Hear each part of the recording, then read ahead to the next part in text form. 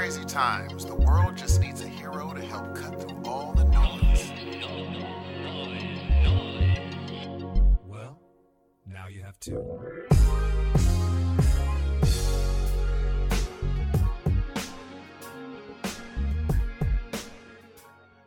Good morning, good evening, and good afternoon, ladies and gentlemen. Welcome to another episode of the best podcast on the face of this planet, Mars, and otherwise. I'm your host, Steve. He's really not kidding. We're getting there. We're getting there. It's going to be like amazing, and you're going to eventually go, you know what? Those dudes were right. So welcome to Heroes of Noise, episode 31. My name is Dan. What's happening, everybody? We're back. We are back, and look. See, I've been wanting to do a podcast with Dan for the last 7 days. And finally, I get a chance to talk to my brother. He's had an interesting week, ladies and gentlemen. He's had a very interesting week. It's been eventful, to say the least. You want to kind of go into that, sir? Where do I start, man? Start with your shoulder. Oh, yeah, okay. Your shoulder has been jacked. So, yeah. Looks like I'm going back under the knife. So I'm going to be going back June 26th, I believe, which is a Tuesday morning. I'm going to step up into the hospital, and they're going to basically open me back up and fix what should have just been fixed the first time around. So that's going to be fun. I'm going to be taking what they told me this morning, and I think it's sort of left to my tolerance of pain and where I feel, but they were saying I'm going to be off for like 6 to 8 weeks, dude. So you better be ready to be bugged to shit for all the podcasting stuff I'm going to be doing. I don't mind at all. Yeah, we're going to be coming correct. I remember last year when I had my surgery, I think that was our best season of The Word because I put so much, there's only 2 seasons, but I put so much damn time into it. Lost Steve, guys. Hold on a second. Starting off with a bang. So Steve was having a little bit of a finger flub with his Skype, so we had to get back on it. Jeez, but what I was saying, Steve, before you so rudely interrupted me with your rude finger. I did. That sounds weird. I did. Rude finger is a great 007. Rude finger could be a name for a band. What do you think? Hey, I got a name for a band, dude. I'm sorry. I'm going to get a little tangential right now. Go figure. Okay, it's a heavy metal band, right? Death Rogan. That's really good. Thank you. But it would sound even good if you didn't know what they were referencing. No, I like it better that way. You like just Death Rogan? There's a band in town. They're called Meth Leopard. That's pretty awesome. Yeah, but it's too close. And Taylor Hawkins has what? It's funny, but it's too close. Taylor Hawkins has one Chevy called Metal. What? They're like this cover band. They're like the greatest rock cover band in the world. That's probably the best one he did. As a matter of fact, I saw him do a cover of Love of My Life by Freddie Mercury. Really? He is the Freddie Mercury fan. He did as good of a job as, well, no. The crowd finished the song for him, but I like that he pulled that song out of the hat. I was impressed. I was like, oh, look at that. I'm glad, Steve. I'm glad that you were impressed. Now, can I please finish telling my damn story since... Please, your okay, poor rude shoulder. Finger. Rude finger strikes again. Yes. Now, that's it. That's actually really Rude it, man, finger. is that I'm getting surgery, and I'm kind of scared about it just because, if it's not done right the first time, are they going to get it right the second time? I'm hoping so. I'm optimistic. I stepped it up a notch. Quite frankly, I went to a better surgeon this time. No names, but I'm excited about this. But what's really sick about this, dude, is that I'm excited because, folks, as you know, I work a lot. And they told me estimated time off is 6 to 8 weeks. Jeez, I think that's a bit much for me. I don't know if I'm going to be able to do that. That's a full run of a certain show. If it was 13 weeks, I'd be like, take it. I'll take it right now. Yeah. Yeah. Hey, we're going to talk about a certain show today. I had some misinformation. Now, I realize I'm saying this on the wrong show, but I hope you guys liked our word drop that we did last week. I hope you guys didn't mind us, sort of slipping that in and showing you what we're about on the other podcast. We're hoping that you come along for the ride. We're going to talk a little bit of Preacher today because I'm a little bit of a rookie when it comes to the screeners thing. But I do know that we're allowed to say that Steve and I, even though we're embargoed to really get too far into it, we have seen, ladies and gentlemen, the first 3 episodes of Preacher. We'll be talking about that in a little bit. Dope. Now, so your shoulder went out, and that was the first thing. I only can think of 2 things. Another horrendous... There's only 2 things, right? I know, but The second thing is the it worst thing in sucks. the world, though, dude. Not in the world, but it's one of the. It was one of the worst things in my world. It's something I don't. No, handle I didn't well. handle it well either. So Yes. we were supposed to record, and I'm not trying to bring it down, guys. I'm just telling you about my week. So, Yes. Friday night, I have a dog. She's a Labradoodle. I had a dog. There, spoilers. And she was with us for 11 years. Labradoodle, huge, big, white, beautiful dog. She kind of looked like the Luck Dragon on Never Ending Story. Even though everyone says that, this one's No, actually she really does true. look like the Luck Dragon. Her name was Marley, and Yes. she was great. And what happened was Friday night, she just, I mean, it was weird. It was like I think she'd been sick for a while. And we just didn't really have a way of telling because she was still kind of carrying on normal with just a little bit of abnormal behavior. But it was like everything just kind of hit a brick wall Friday night. And she stopped eating. She only wanted to drink water. She wasn't doing great. We took her back legs stopped functioning somewhat. She was really weak. It was really hard for her to get up. And anyway, I spent the weekend with her, sleeping on the floor with her, and we had to put her down yesterday. So that's why we didn't do a show, because about the time that I was putting her down is the time that we normally record the show. So I don't think it's going to really make a difference. I'm sure we're going to get this out on the normal time. But yeah, man, that was a bummer. I lost my baby girl. So That is now you still have Baxter. we have Baxter and we have Roxy. I've never heard Roxy's of the Roxy. shit. Baxter is getting there, but he's kind of an asshole. he's kind of an asshole. We got him as a rescue dog, and he's a really pretty dog. He's like a little I don't know what you want to call him, some kind of like a poodle mix, little mutt. He's adorable. Yeah. Looks like a little teddy bear, and but he's like a wolf in sheep's clothing. So when we got him, he was on his best behavior course, and then within Nice. the course of about a month, I saw his true colors, much like Cyndi Lauper did. And so, you learn really quickly why dogs are adopted. Why dogs are put up for adopted. You learn that very quickly. Yes. So he's cool. We're working him out. But Yeah. when we first got him, he was like, okay, I'm going to be an angel. And then within about a week or two, he would just basically bark at a wall or a fence with nothing behind it Wow. for 2 hours straight. So we had to break him of the barking. Well, see, he was the one I hear barking when you always are yelling. You'll be like, Baxter. Yeah. He's the one that he's I a dick hear. that way. And he's got a certain So that's why I know. You know how his name. certain people have none of you good people, I'm sure, but you know how certain people have a laugh that makes you want to punch a child? Yes. That's how his bark is. Yes. That's the bark. It's just that tone. It's just this annoying tone. But we're left with him. We're left with Roxy. She's another little mixed dog. And Yes. so it's weird. We just don't have our big, great beast anymore. We've just got these two little dogs. It's kind of weird. House is a little more quiet. Are you thinking about getting a one day maybe getting another third? Possibly, Or no? but not right now, man. Got to let things heal up a little bit. You Of know what's course weird, not. man? I'm going to tell you Of straight up. course I was not, yeah. bawling like a baby yesterday, dude. Like, Of course. If you weren't, I would think you were. no, a but it's weird. It's psychopath. like a weird cry that I sort of reserve for death only.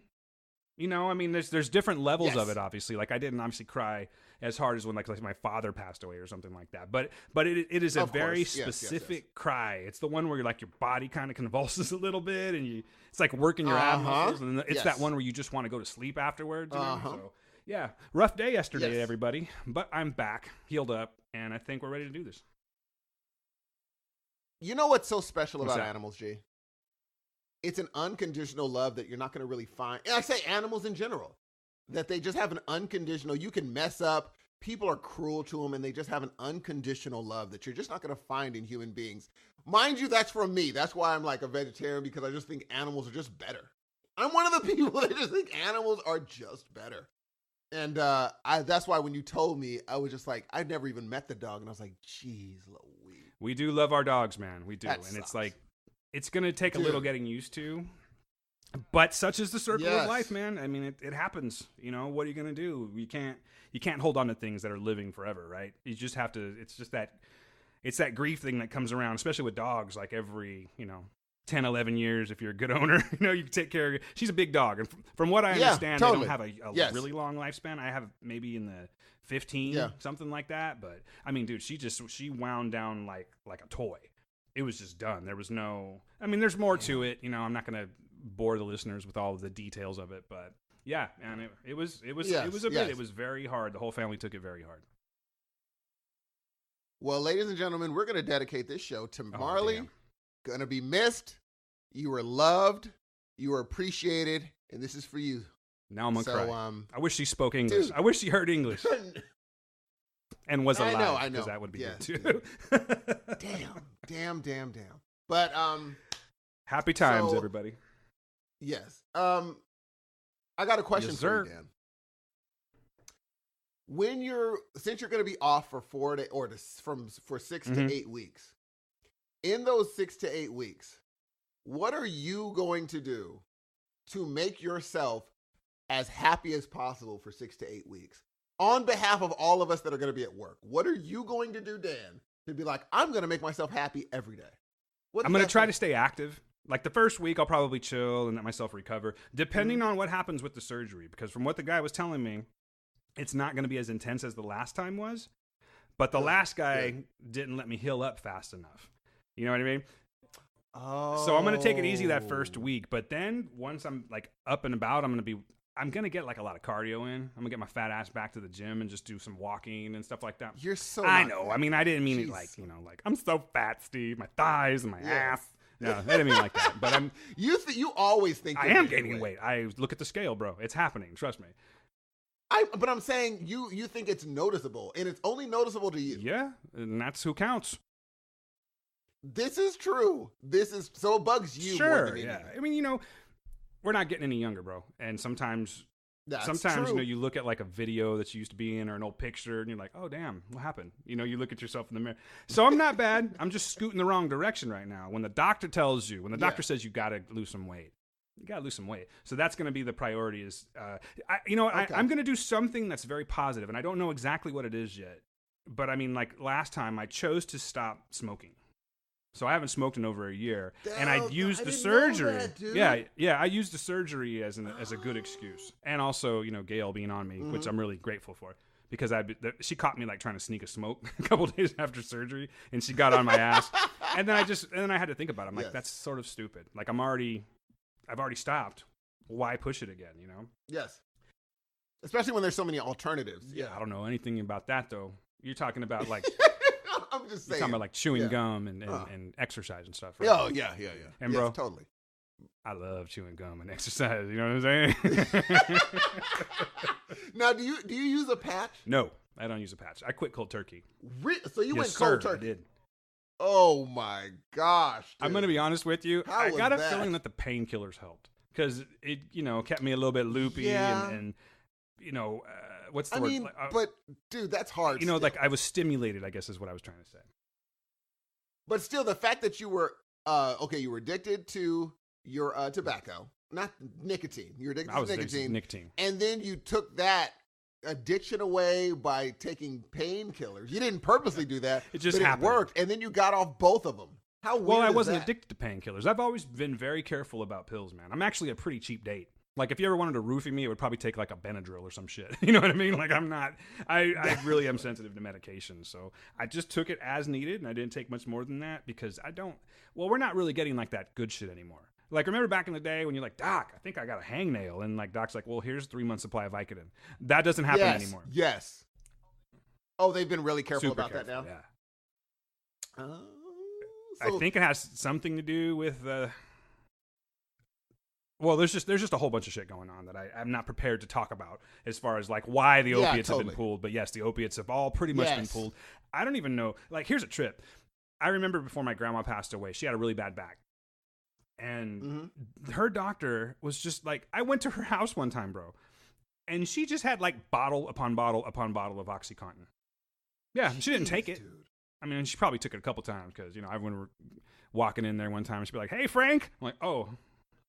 Oh, you're hey. like, oh, you Grandma's are high as fuck right now. Yes. But now, did you say, why do you have all these? the doctor just gave them to her. That's what I'm saying. They were just throwing them out like chiclets in Tijuana. You know what I mean? Yeah, it's definitely because of the opioid. For sure. addiction. It's definitely Yeah. because of that. And also, I think they're doing a lot, like, they're also doing that with antibiotics because there's been so many strains of these viruses that are resistant to antibiotics that they're like, okay, we're overprescribing them apparently because they're able to learn. Dude, I told you, I was watching this. I went through a phase of watching a bunch of stuff on viruses and parasites. Dude, we're done. It's over for us, man. It's just a matter of time. Yeah, we're slowly being eradicated from the planet right now. No question. On a very big scale. So it's going to take a long time, but it will happen. Yes. It will totally. Even parasitologists are like, G, listen. And they said, G.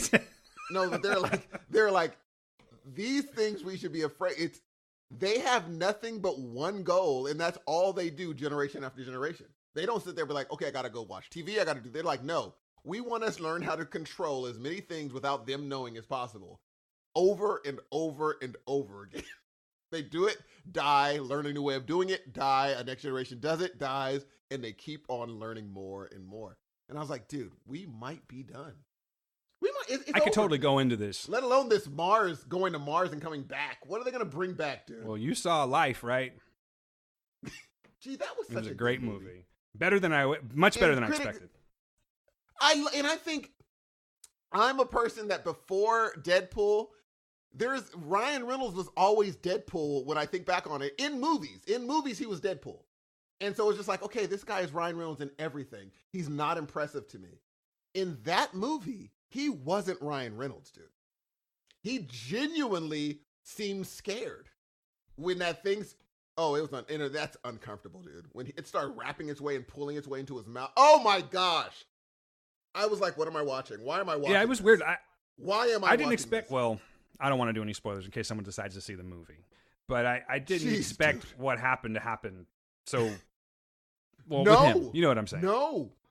Not yet. And the hand scene, dude. That hand scene when it first starts flexing its muscles a little bit, I was like, oh my God. Why did I watch this movie? I had to watch something happy. And the weird thing is, scary movies don't do that to me. That movie, I had to watch something happy afterwards. Purposefully. Watch something happy. Cheer yourself up? I was like, dude, I am disturbed. Yes, because I was disturbed. And because it doesn't seem so off the wall. We're that bad and we're that curious that we're just like, hey, let's bring this thing back. Let's see what it does on Earth.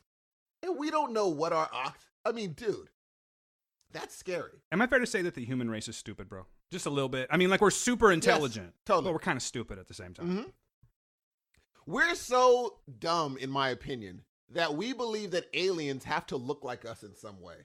Because, hey, doesn't everything 2 legs and 2 arms? I'm like, gee, why do you automatically assume that? No, well, they have to look like us, right? Of course. Well, look at us. We're beautiful. Everything has to... Exactly. 2 legs, 2 arms.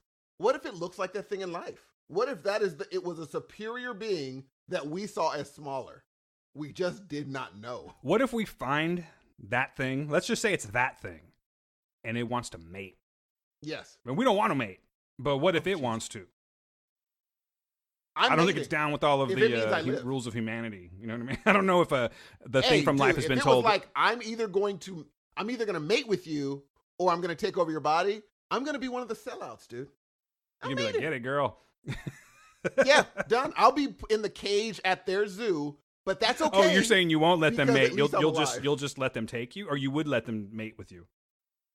I totally let them mate. Totally. You're a sick individual, Hudson. You are a sick individual. You would let it go into your, okay, it's not going to be if you don't, okay, I'll talk to you later. You would say no? I don't think I'd have a choice, man. If something like that's coming at me, I don't think it's going to be like, well, Dan, what do you think? How do you feel about this transaction? Exactly. It's going to, whatever's going to happen is going down. You would, exactly. So why not just say, you know what, forget it, go ahead. What else do you need? What do you mean? Like, I'm saying, instead of fighting it, why don't you be like, sure, let's mate. And what else would you like me to do, alien? Instead of being the person that climbs up, that runs uphill. But what if mating involves them getting all up in your ass? Not necessarily your ass, but like down your throat or going into. I mean, we only have so many orifices. But will they leave afterwards? What will they leave, or will they leave?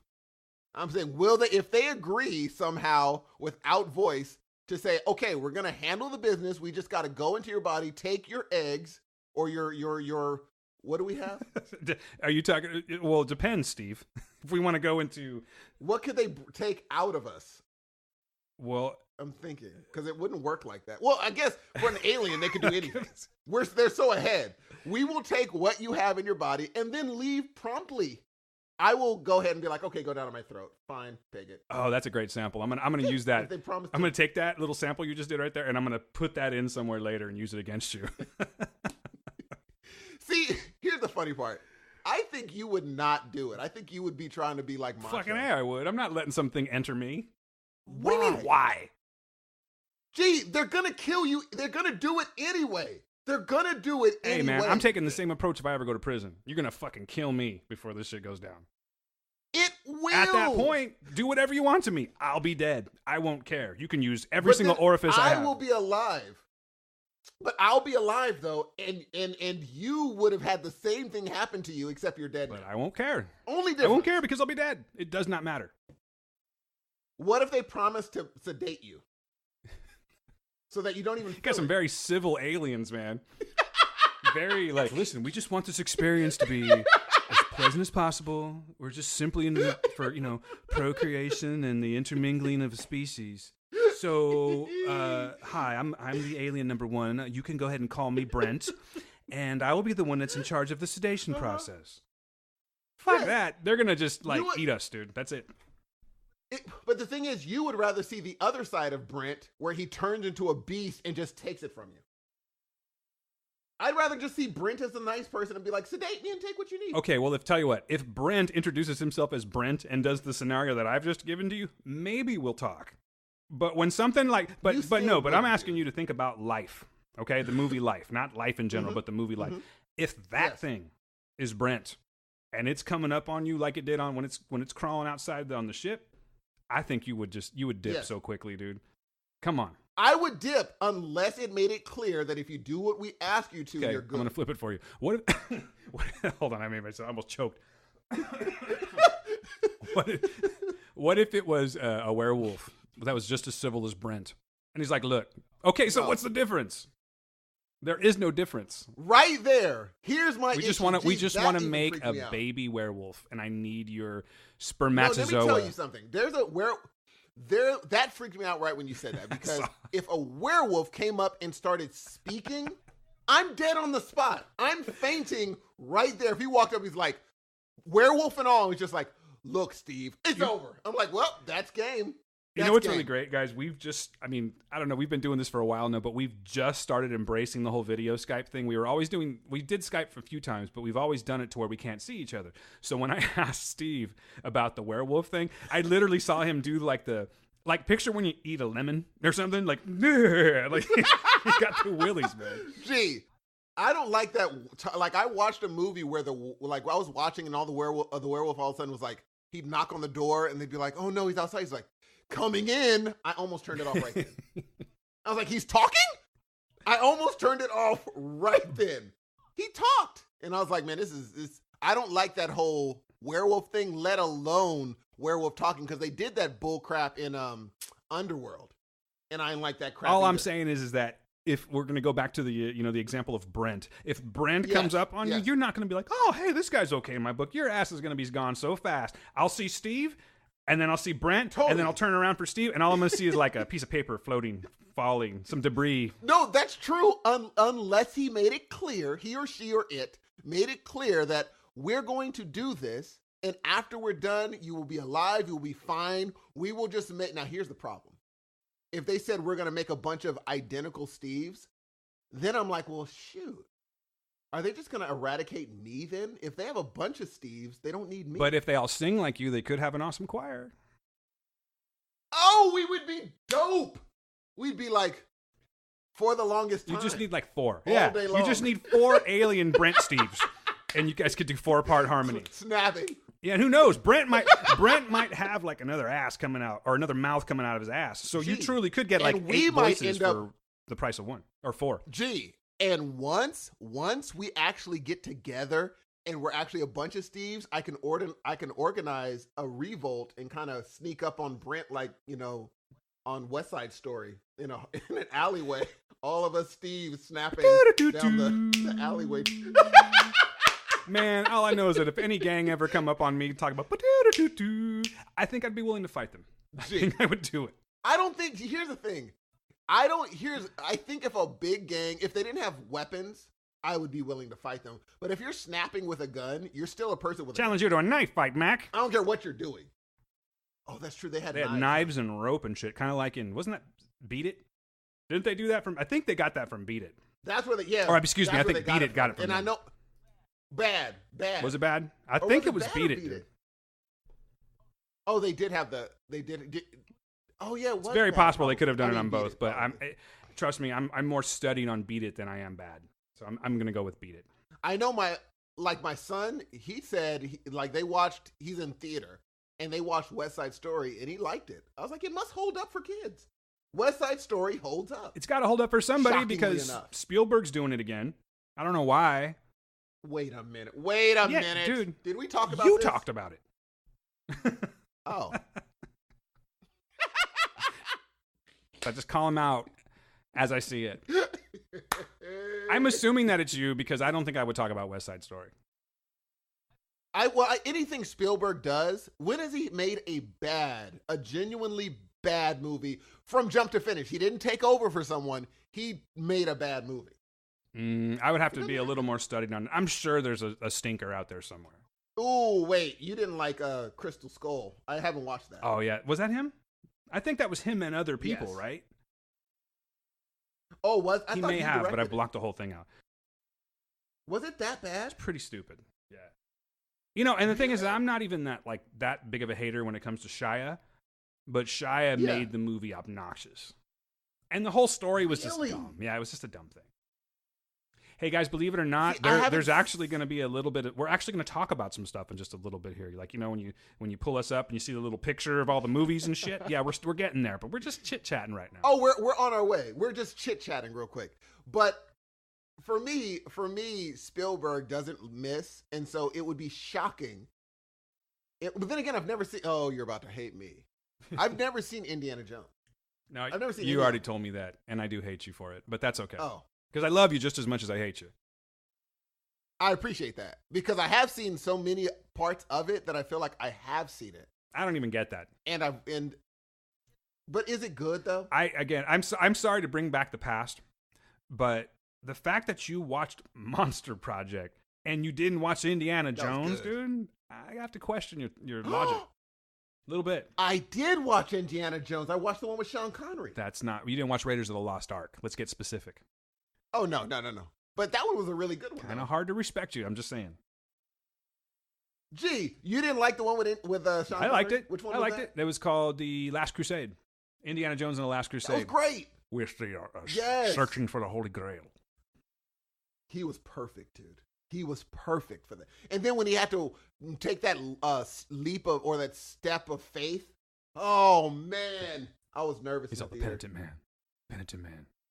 And you know, is it penitent? Am I saying that right? Penitent man.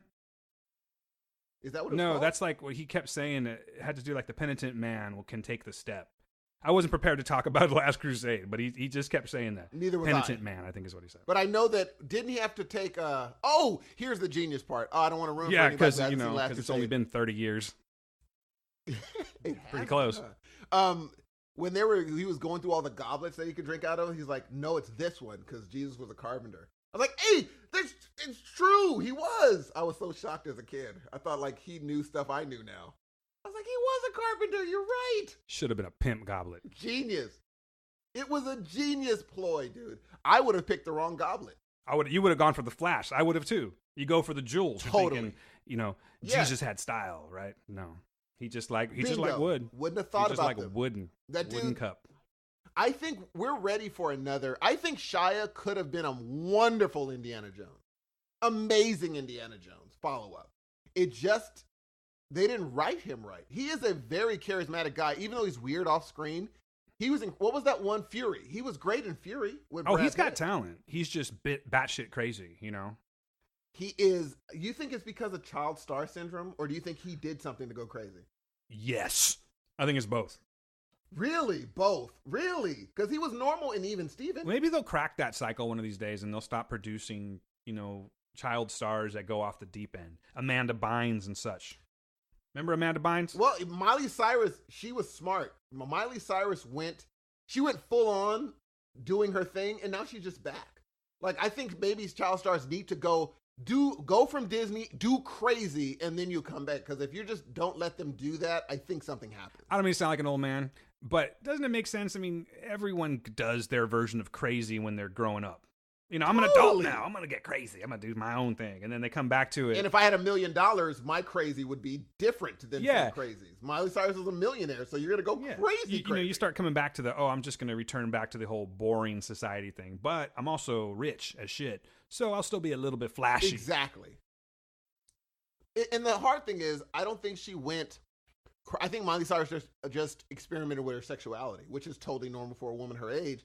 She didn't do anything off the wall. People just see it as, oh, look how whatever she is. I'm like, but she's just experimenting with how sexual she is, and now she got through that phase. She might still be in that phase. But either way, she didn't do something. She didn't hurt anybody. She was fine. Now, Shia, I don't know what's going on with him. He just, remember when he did that thing where he sat in the theater and watched like a grip of his movies back to back? He's a trip. Dude, that is not a normal thing. Well, he's not a normal person. Shia's a trip. I don't know you, Shia, like you're listening. I don't know him, but my man's got issues, you know? But I hear he's like crazy talented. In my opinion, man, like, I haven't seen a movie where I just didn't like watching him. Even that one where he was what was it? Suburgatory or what was that movie called where he's stuck in his house and people were trying to watch him or something? Oh, man. It was like Suburban. Was it Suburbia? Suburbia? It wasn't Suburbia. Suburbia. I know there's two Suburbias. And not that, oh, sorry, I was going to go off on another freaking tangent. One of them was like maybe it was, but the Suburbia that I'm thinking of is like from the 80s, and it's just a straight up like punk rock movie. Oh, no. Yeah, that one, but that movie, it had Billy Bob in it. Thornton. In the one with Shia. I was like, well, will you look at this? And I watched it. The movie ended, and I said, wow, people do not like Shia LaBeouf because they didn't like that movie. I think he was getting so popular that the automatic revolt happened. And I thought it was just a fine movie. And I thought he was a star in Transformers. He was a star, man. He was incredible. Oh, he was in a crazy movie that I saw, too, called Nymphomaniac. Did you ever see that? Gee, I saw the previews for that, and I was just like, well, this is... And also I did a bunch of those fact things where they were just like, yeah, we use body doubles. I'm like, well, that's the only reason people are. Oh, so that wasn't his. Is because that wasn't his log I was looking at. It was all body. Oh, okay, cool. I feel like we got close for a while there, but now I don't feel so close to him anymore. Yeah. And the movie that you're referring to is Disturbia. So you were super close. That was a good movie, dude. Did you watch it? I think I did, but I don't remember it. It was I believe you. And I'm not a big Billy Bob person. I think he's Billy Bob in everything, except for Sling Blade. That was when he wasn't Billy Bob. Other than that, when has he not been? I really like Billy Bob. I mean, he's a weirdo too, but I like his acting. But I just don't think he's ever I'm sorry. I'm calling it. I don't think he'll ever top Sling Blade, at least in my opinion. I love that movie. Like, he completely came with Carl Childers on the way. I mean, it was... Mm-hmm. And he still will do the impersonation for people. Oh, does he really? That's which is cool. Dope. Yeah, and he won't be like, oh, that's ridiculous. He'll do it for fun. And I'm like, that is so cool that he understands this is what I would want to see if I met Me Too. I dressed up as Carl Childers one time for Halloween at work when Sling Blade came out. No, yeah, because I even went to the point if I had hair at the time and I shaved my head down to one certain cut, like, you know, like a number 2 or something like that on the guard. Yes. And then I went straight bald, made the step cut, and I had my books wrapped up in my belt. Like, I had a belt. I just wrapped books up in it. And I tried to, let me see, I don't know if you can see me doing this here, but there, you see that? You see what I'm doing with my mouth right there? Actually, it looks very, no, that really looks similar. Yeah. It's impressive. Yeah. That was pretty good. That's impressive. I was a little impressed with myself. I'm going to be honest with you. You should do that again. Nah, it's too old. Maybe I could bring it back, though. You know, like... People are doing 80s. Well, no, but I'm saying... Bringing it back. Another Halloween costume is what I'm saying. Like, how many fucking Pirates of the... What's that cat's name? I hate Jack Sparrow. How many Jack Sparrows do you see? I hate that douche. That guy. Not Jack Sparrow, per se, but like on... Halloween, there's always that one fucker that dress up like Jack Sparrow. Of course. Oh, I hate that guy. I really do. And no one does Blade hardly anymore. Blade is a good, but that's a lot to do Halloween for just a long leather jacket, all that stuff for a Halloween party. They're like, dude, you really Went all out, didn't you? Didn't plan on there being 100 people at this party, all hot and shit. Where'd Blade go? He stepped out. He's a little hot. I don't know.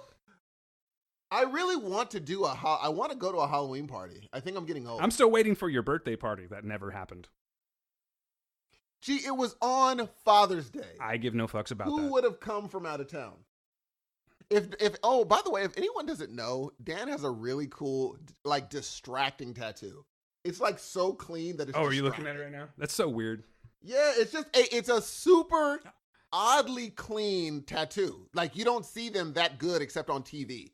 It's a really good tattoo. I was like, what the fuck are you doing? What? Oh, and then I forget that it's this Skype thing that's jacking with me.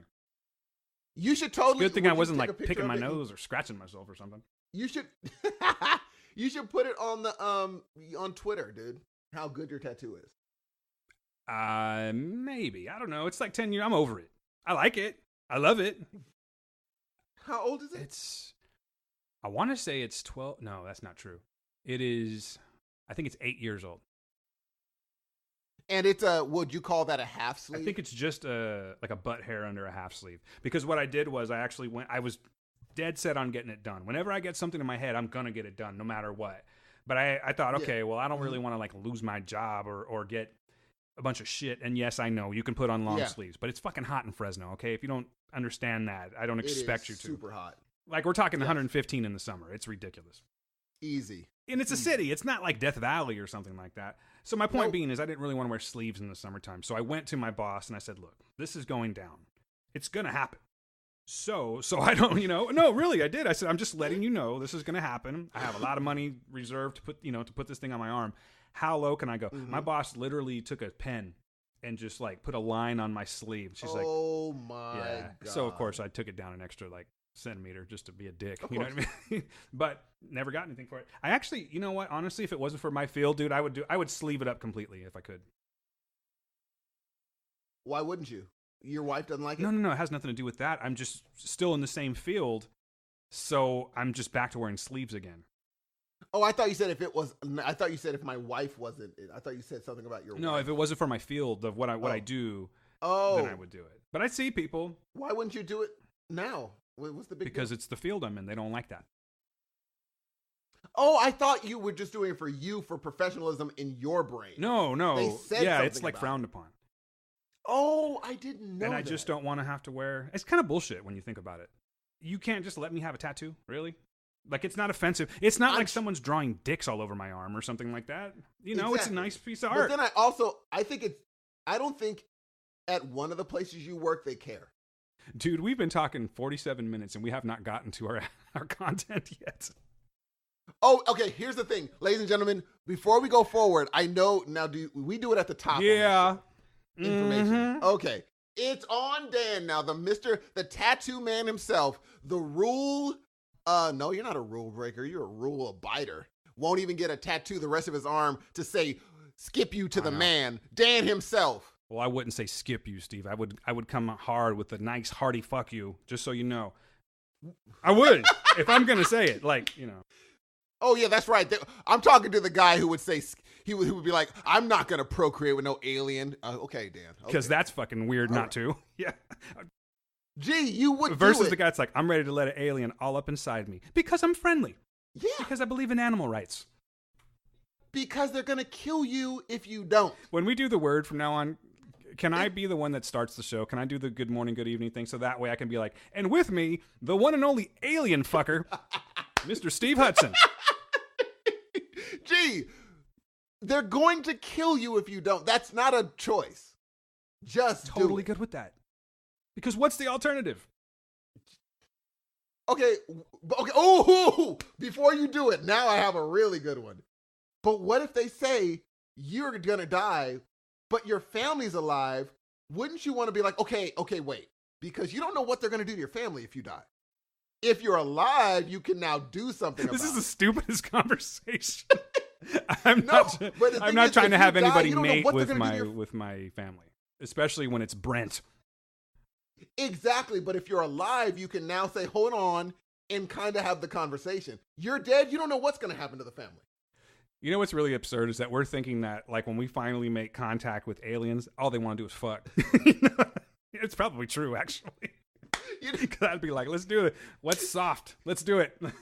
No, What's here's soft what they and would do. squishy? Actually, if we make if they come down here, dude, it's over because they're gonna see us as parasites. They were like, the last time we were here, this planet was gorgeous. You guys showed up. We come back, we don't even recognize the neighborhood anymore. So they'd probably eradicate us. Maybe that's what parasites are. There's a flip side though, where like I fight Brent off, and then Brent eventually wins, and then I'm just like, oh shit, this feels kind of good. Yeah, you know what? Let's go ahead and just do this. I'm alien gay. I'm alien gay now. I love Brent. Here's what I'm gonna tell you, dude. You would do. Probably would. To save your family. I'm just dirty on top of it too. The dirty Dan's what they used to call me. This is true. Brent, what a random name. Do you know a guy named Brent? Do I know a guy named Brent? I knew a guy named Brent in high school. He used to scare the shit out of me because I was never really great at sports, you know? Yeah. Again, I believe there's going to be some advertised content coming at some point. I only played football. I'm just not great with sports, Steve. I'm just going to put it out there. I'm the guy that when people talk sports, and you've probably seen me do this because when you like talk basketball at work or something like that, you know that gif of Homer Simpson when he like backs into the bushes? That's me. You do that. Yeah. Yes, I'll start talking about something else real quick. But this guy Brent, I remember in my freshman year playing football, I mean, I weighed probably like 6 pounds. I was a tiny little dude, you know, little pencil arms and everything. And I'm squaring off against Brent. And Brent's the guy that's like 3 times my size. And he's like, he's like growling and shit. And I'm going to eat your liver. I'm like, oh, God, you are going to eat my liver. Yeah, man. I did not last in sports at all. Yes. A good thing that, you know, nature I made thought me you so said more to handsome the and story. charming. No, that's it. You asked me if I knew Brent. What? Brent used to scare the shit out of me. That's all I know. And it was Brent. I know, but did he hurt you? No, he didn't hurt me. He just scared me because he was such a big dude and he was like crazy when it came to football. He was actually very nice and pleasant until you got him on the field, and then he wanted to like kill you. Do you still keep in contact with No, Brent? I haven't seen Brent. I never really kept in contact with Brent. I saw him at my 20th anniversary, my 20th high school reunion. He's still Brent. He's just same old Brent. Oh, you went, huh? That's No, right. I didn't. I went to the pre-party the night before. Yeah. I wasn't like the high school guy, dude. I wasn't all social, and I already knew. I was kind of like on the fence about it because there was an opportunity for me to go if I wanted to the next day, though I didn't really pay for anything yet. They were doing one of those, show up at the door, pay the fee, come on in. Mm-hmm. And then I got there, and like immediately, it was already like sectioned off again. Like the jocks still hung with the jocks. Yep, that's and how I'm it like, is. nah. Yep. I mean, I get it. You're all friends, and so it would make sense that you're all, you know, rehashing your memories and you know what I'm saying, reliving old times and all that. Totally. But I'm like, yeah, this is not. There's a reason that I haven't seen these fuckers for like 20 years. Did they Of recognize course they you? did. I'm the kid. Come on, man. That's true. But you look so I know. different from high school, dude.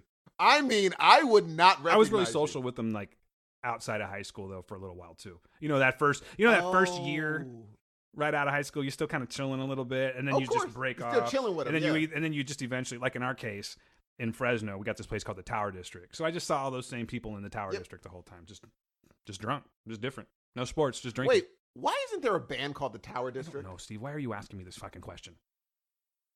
That's a really good There's band the Power name, dude, if you're Station from Fresno. and there. Oh yeah, that's true. They got Tower of Power. This is. Dang, that is close. Tower District is a good name. Like, if you had a dope Fresno band that was trying to go big, we're like, we're going to call it the Tower District. Matter of fact, What kind of music do you picture the Tower District That's- being?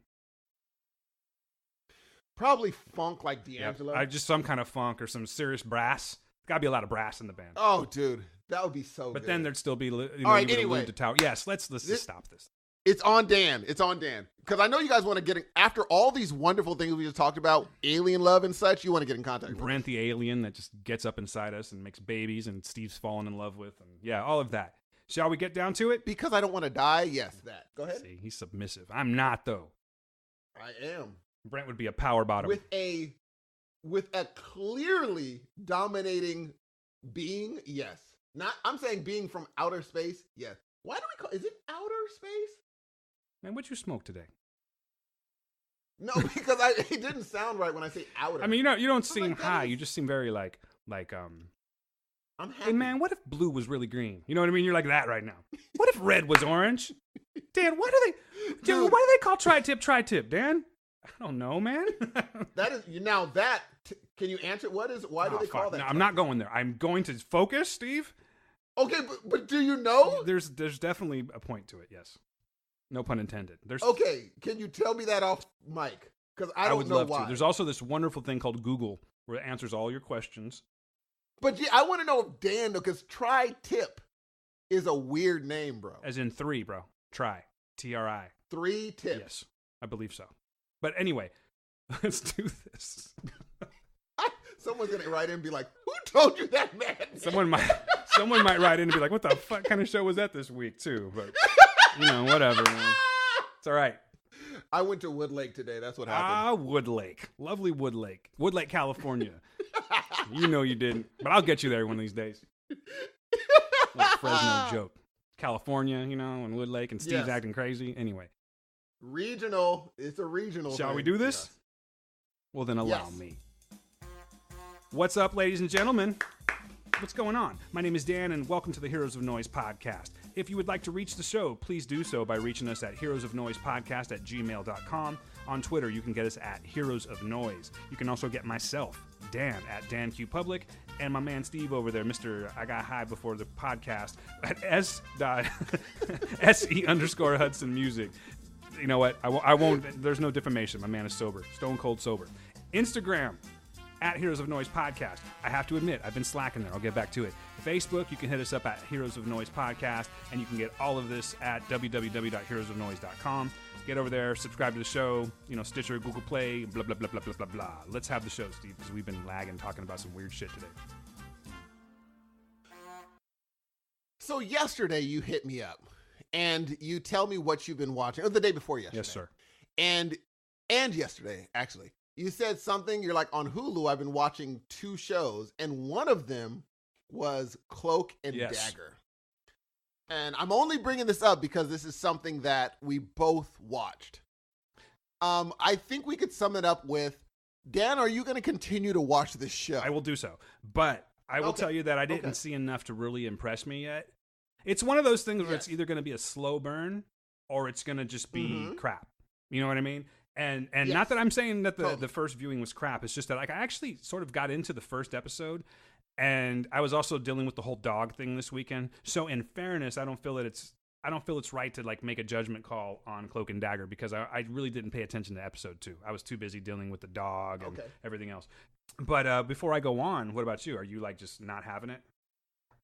I'm done. Yeah. Wow, you're very judgmental. And speaking of being judgmental on certain shows that I may have cared for and you didn't, I'm not ready yet, but I've got an update because I keep my promises. We're going to be talking a little bit of Sweetbitter here in a little bit, bro, because I have some opinions about that. But getting back to this getting back to the whole Marvel's Cloak and Dagger thing. Yes, I did watch it on Hulu, but it's also on, it's coming from an app or a channel, as they're calling it, the Freeform channel. Have you heard of this? Yes, I have heard of Freeform. This was literally the first time that I heard about it. I didn't study up on Cloak and Dagger, not familiar with the series at all. And, cool. My MacBook just did something awesome. I see your lovely punum there, Steve. I also see my Logic Pro, and I see IMDb here. So this is pretty awesome. I got a little try thing going on. I don't even know how. I have no idea how I did it, but it's pretty neat. Can you screenshot it for me? I'll just text you a picture. That would probably be the easier way of doing said thing. But for me, Cloak and Dagger was like this.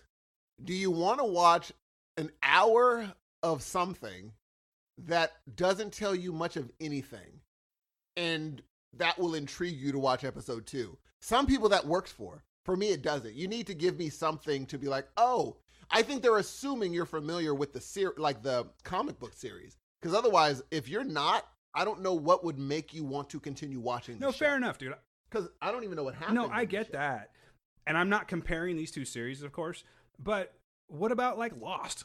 That was, Lost's whole premise. You know what I mean? Lost, you had no fucking clue what was going on for 5 years or something like that.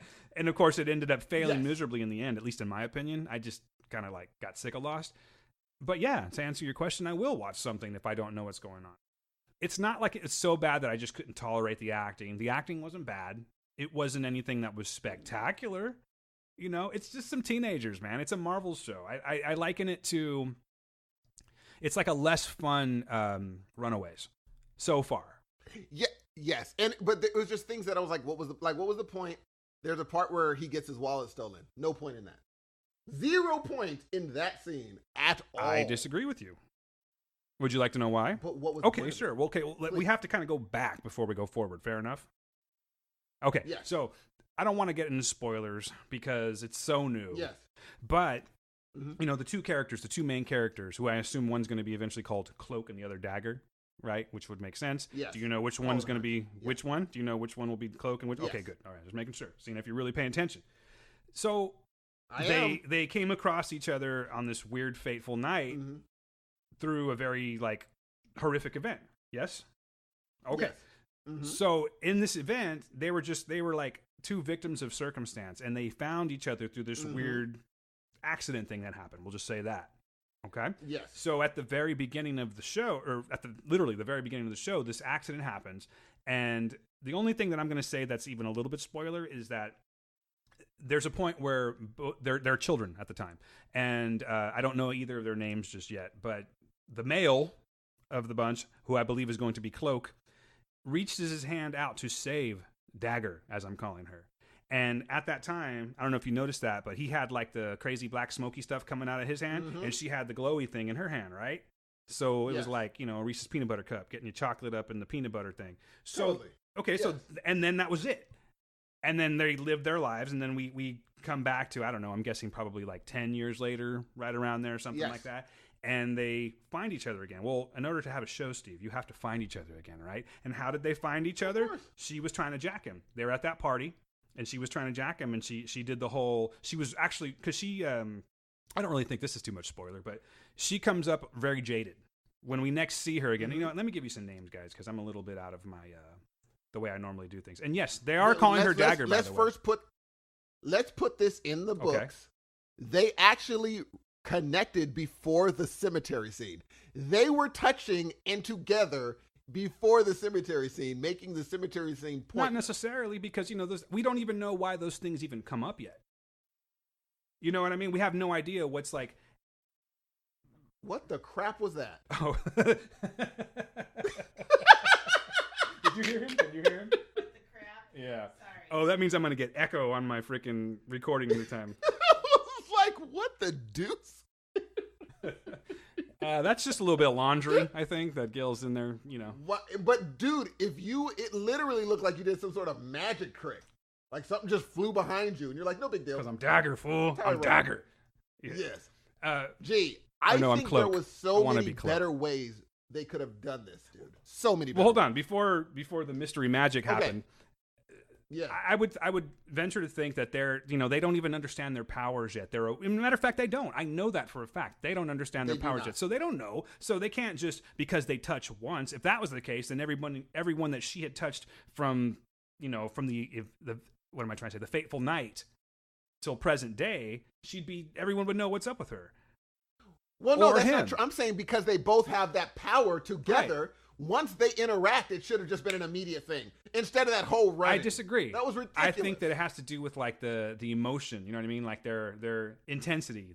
Everything's elevated, and that's what triggered the power to come back on. It's very, very textbook, man. Like seriously, it's not like I really think that you're thinking too hard about it, and then sometimes you just have to go, oh, it's a fucking comic book thing, so that's why. Just let it go. Sure, because I really think that you're. Yeah, okay. I think you're taking the. I'm not even saying that the show's going to be fun yet, but I think you're taking the fun out of it by just poo-pooing the whole thing off of one episode. Maybe they're going to explain why it didn't happen. There is such a thing as a flashback. True. That's true. But I'm not even championing the show yet, just so you know. I'm not dude, I don't know what the fuck you're talking about. Totally. This is the best show ever. I'm just saying that I think it's unfair of you, Steve Hudson, to I like looking at you and scolding you. That probably looks like I got a lazy eye though, because I'm looking at you on the picture.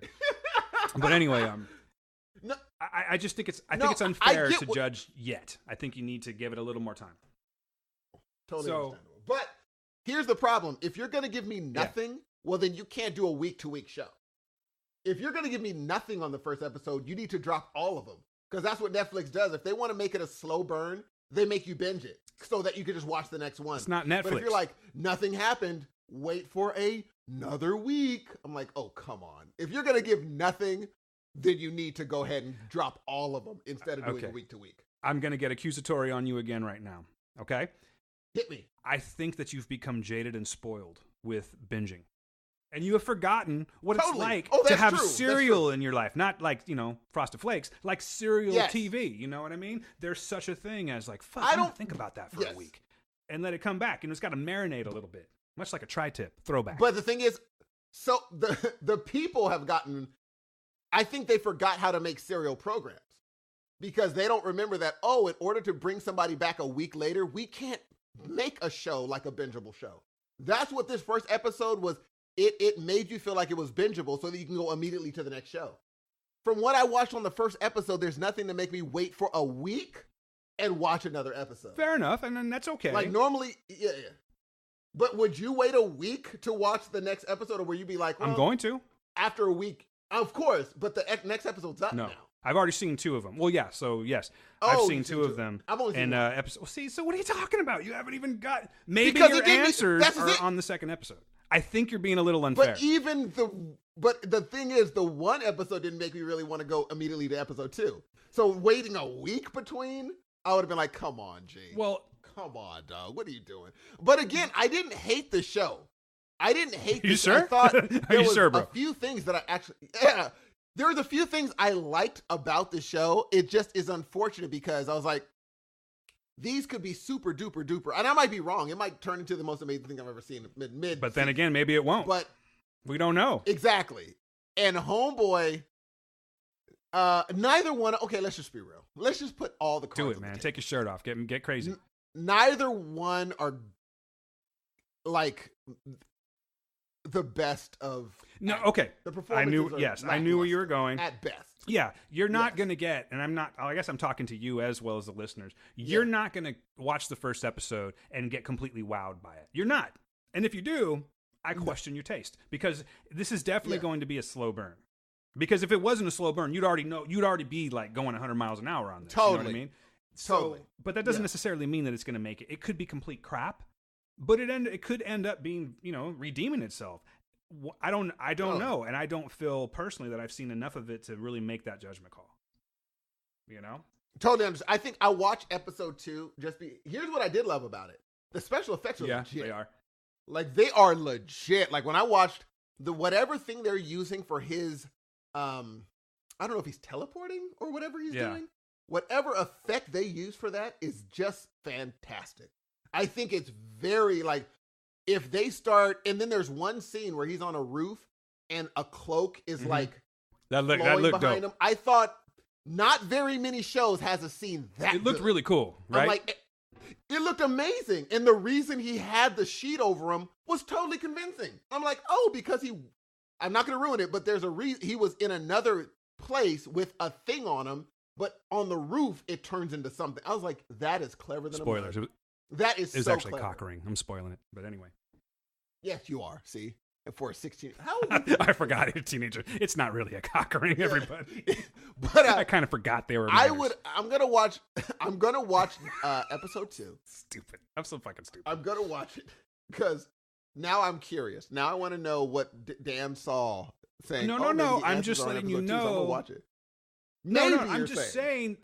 I'm not saying. I'm saying that. I can't make a judgment call either way. I mean, sometimes... No, that's not even a good comparison. All I'm trying to say is that with an hour, 42 minutes, whatever it is, without commercials, I wouldn't say I'm hooked, but I was able to kind of go, okay, all right, I see where they're going with this. And then I watched the next one, and there was a couple of questions that I had from the first one that actually got answered. In other words, I'm trying to figure out, her name is Olivia Holt, who plays Dagger, and I'm really trying to remember her name. Okay. I believe it's, it's Tandy, that's right. So we've got Tandy Bowen, and then we've got Tyrone Johnson, all right? Tandy Bowen is going to be Dagger, and Tyrone's going to be Cloak. Yes. I kind of wanted to know why she was so jaded, because when we watched the first episode, we obviously have a really good clue as to why she could have become jaded. She loses somebody, we'll say that. And then we show her as a child she does. And then we see her as and then we see her as a teenager or a young adult, or maybe she's even an adult because she is going into clubs and stuff like that. So maybe she's like 21. Or she's just got a fake ID, whatever. Girls get treated differently when it comes to the club, man, you pigs. But well, no, because he's still in high school, right? Yeah, that's what I'm saying. So maybe that's what I'm saying. Maybe it's like a fake ID that she has, or she's just getting let into the clubs because she's cute or something like that. You know, shame on you, bouncers. Happens. It does. It happens all the time. Totally happens. And the thing all is, up in the clubs Tyrone's at mother, Tyrone's mom is a heavy hitter. I used to watch her in movies years ago, and like daily. I think she was in a soap opera, maybe not, but probably in TV shows. But she can act. And I knew as soon as I saw her, I'm like, oh no, she's so good that it's probably going to overshadow the kid. And it's true. She's just good. She's a good actress. It's going to rub off on him, Tyrone maybe, and get him better throughout the season. Because right now he's reading lines. Well, let me ask you this. Did you like Runaways? I never finished Runaways, no. So that means you didn't like it much? It wasn't bad. It was just, I just never, you know how those shows that you like, it wasn't bad, but when someone says, "Did you ever finish?" You're like, "Oh yeah, no, I didn't ever go back to that." I need to get around to that again. I finished it. Big, massive deal. How'd you like it? I liked it, but what I'm getting at is that I don't think that all of the characters on that show are strong. That's the thing too. It's like I kind of judge my shows on whether or not I'm able to go like, this person and call them by their character name. Yes. That doesn't stick with me. Like I'm having trouble recalling their names right now. So I don't think it's a perfect show. I don't think but I would say, hey, check it out if you haven't watched Runaways. Maybe you'll dig it. I'm just starting to kind of be I'm just starting to be like, and I'm going to get to why I'm saying this in just a second, but not everything has to be my taste, but it doesn't necessarily mean that I won't recommend it.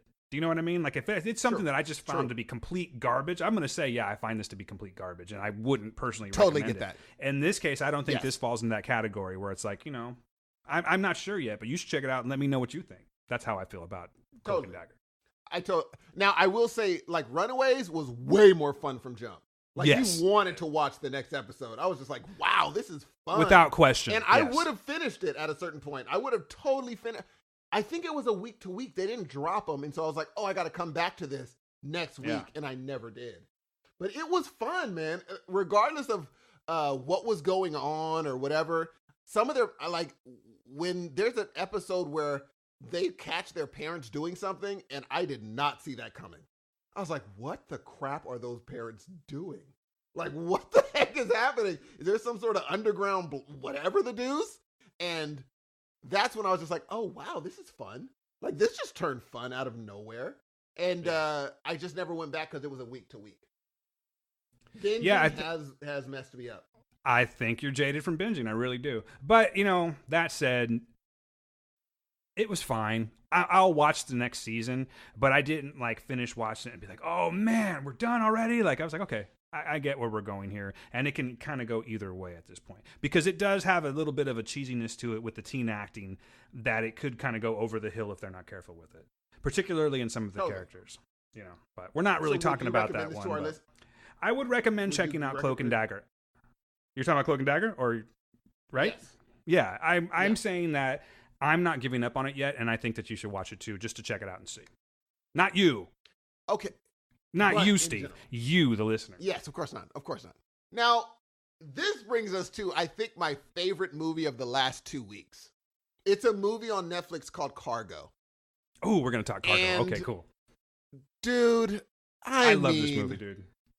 I don't even want to tell you what Cargo is about because before, on Netflix, Cargo just had the main actor with a backpack on him.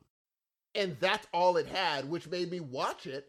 And then all of a sudden I'm like, wait, what just happened right now? Yeah. When did this turn into this thing? But now you look online or you look on Netflix and it has like a gruesome picture that you're like, daggone it. Yeah, they kind of let the cat out of the bag. Yes, why would they do that, man? But anyway, what it common mistake. I'm not gonna even ruin it.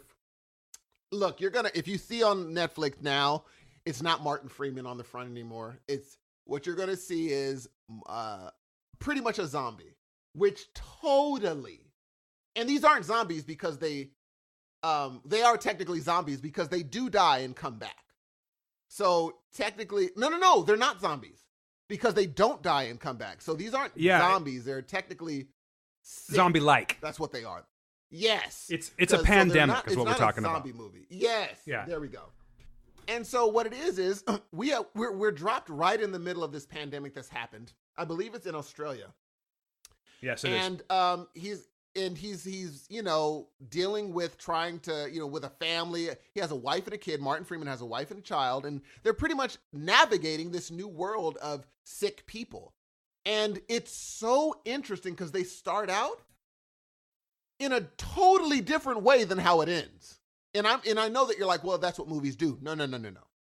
If you don't know how this movie ends, you have an idea of how it ends from jump. You're like, oh, I know what this movie's going to be about. No, you do not. I agree. Assure you. It takes a turn about 20 minutes in that you're like, okay, well, then that's going to happen. Okay, cool. Then immediately it takes another turn. You're like, oh, crap. Now you're like on a, it immediately puts the movie on an urgency that you weren't expecting. An urgency that you were not expecting. And one thing I love is how they treat, is that correct to say? Is it, I don't know if it's native Australians or Aborigines, the way that they respect the culture of Aborigines, in my opinion, I don't know, I might be wrong, but they really treat them in a wonderful way that I was worried they were going to go another direction. But then again, Martin Freeman's in it, so I don't think he'd be in a movie that they were just like condescending to everybody. It was so fun. The whole movie, I didn't want the movie to end. When it ended, I was like, oh no, that's the end? And it was not a short movie, man. Cargo is a fun pandemic movie, as crazy as that sounds. I loved it. What did you think? I thought it was friggin' awesome. I loved this movie because I started watching this movie at probably like 1:30 in the morning, and I was just thinking, it's on. I can't really sleep. And normally when I do that, I don't retain it. You know what I mean? It'll just sort of be on. I'll be looking at my phone or doing the whole like phone podcast movie thing. Just not paying attention is what I'm getting at. And I got locked in immediately. I think Martin Freeman killed it in this movie. I thought he was awesome. Oh my. And dude, I'm going to go ahead and, I don't think this is really spoiler territory because this is off of IMDb, but I'm going to go ahead and give the synopsis. By the way, Steve, did you know that this was originally a short story that they expanded into a full movie?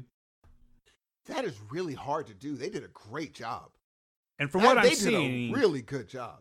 Yeah, from what I'm seeing, you know how like you go on the user reviews and you check it out. Apparently, the short is something to be witnessed. Apparently, it's really good. And you know how like they can kind of take. Oh, really? I mean, because really, what they do a lot of times with these shorts is they'll just expand on it. They'll add meat in the middle of it to give them a longer movie. Yes, totally. Apparently, they were what I'm reading. I haven't seen it, so I can't make the call myself. But from what I'm reading, they were able to really just abridge that thing very well. They didn't have to bridge it because that was the original story, but they were able to get all of the basic information into this short that allowed them, inspired them, what have you, to produce this as a I think what it was, this is another one of those Netflix originals, that are actually was probably going to be put out in theater, and for whatever reason it got dropped.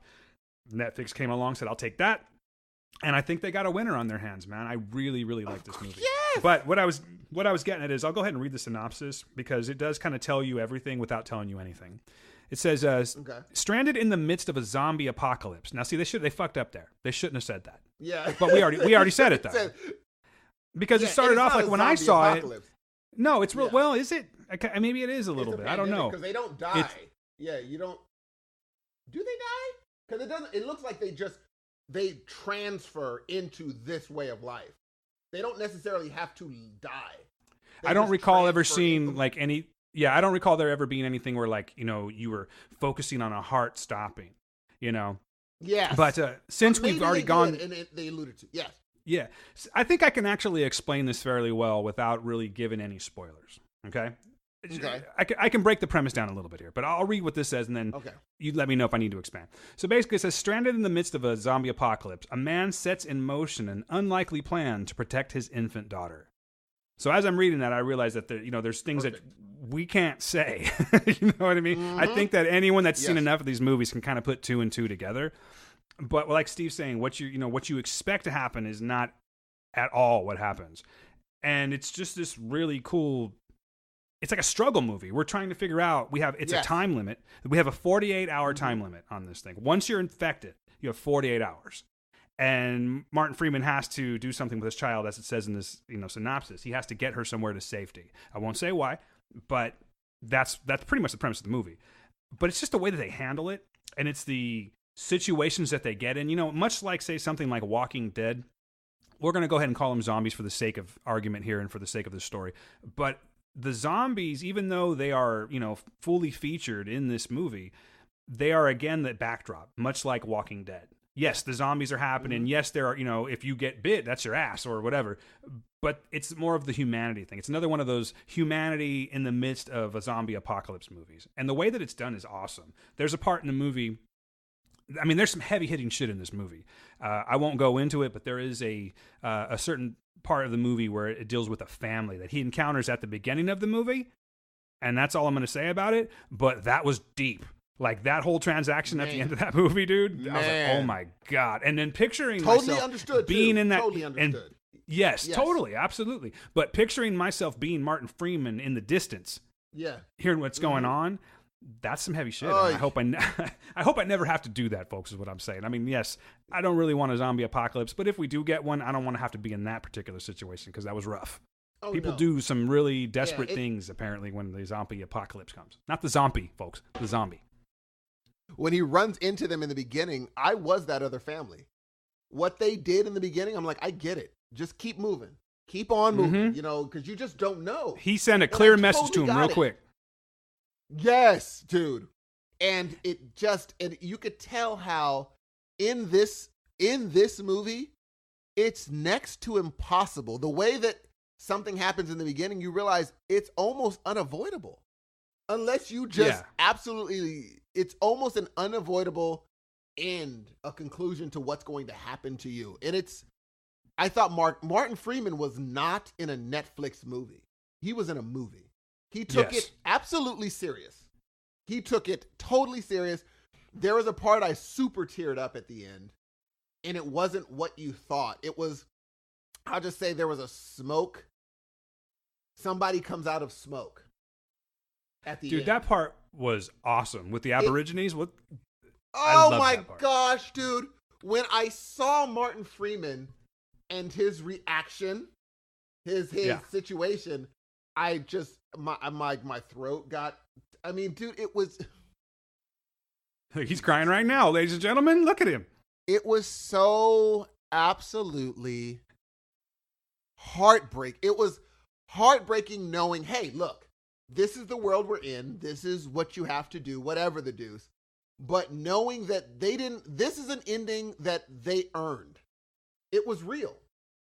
It wasn't a fake ending saying, hey, blah, blah, whatever happens. Okay.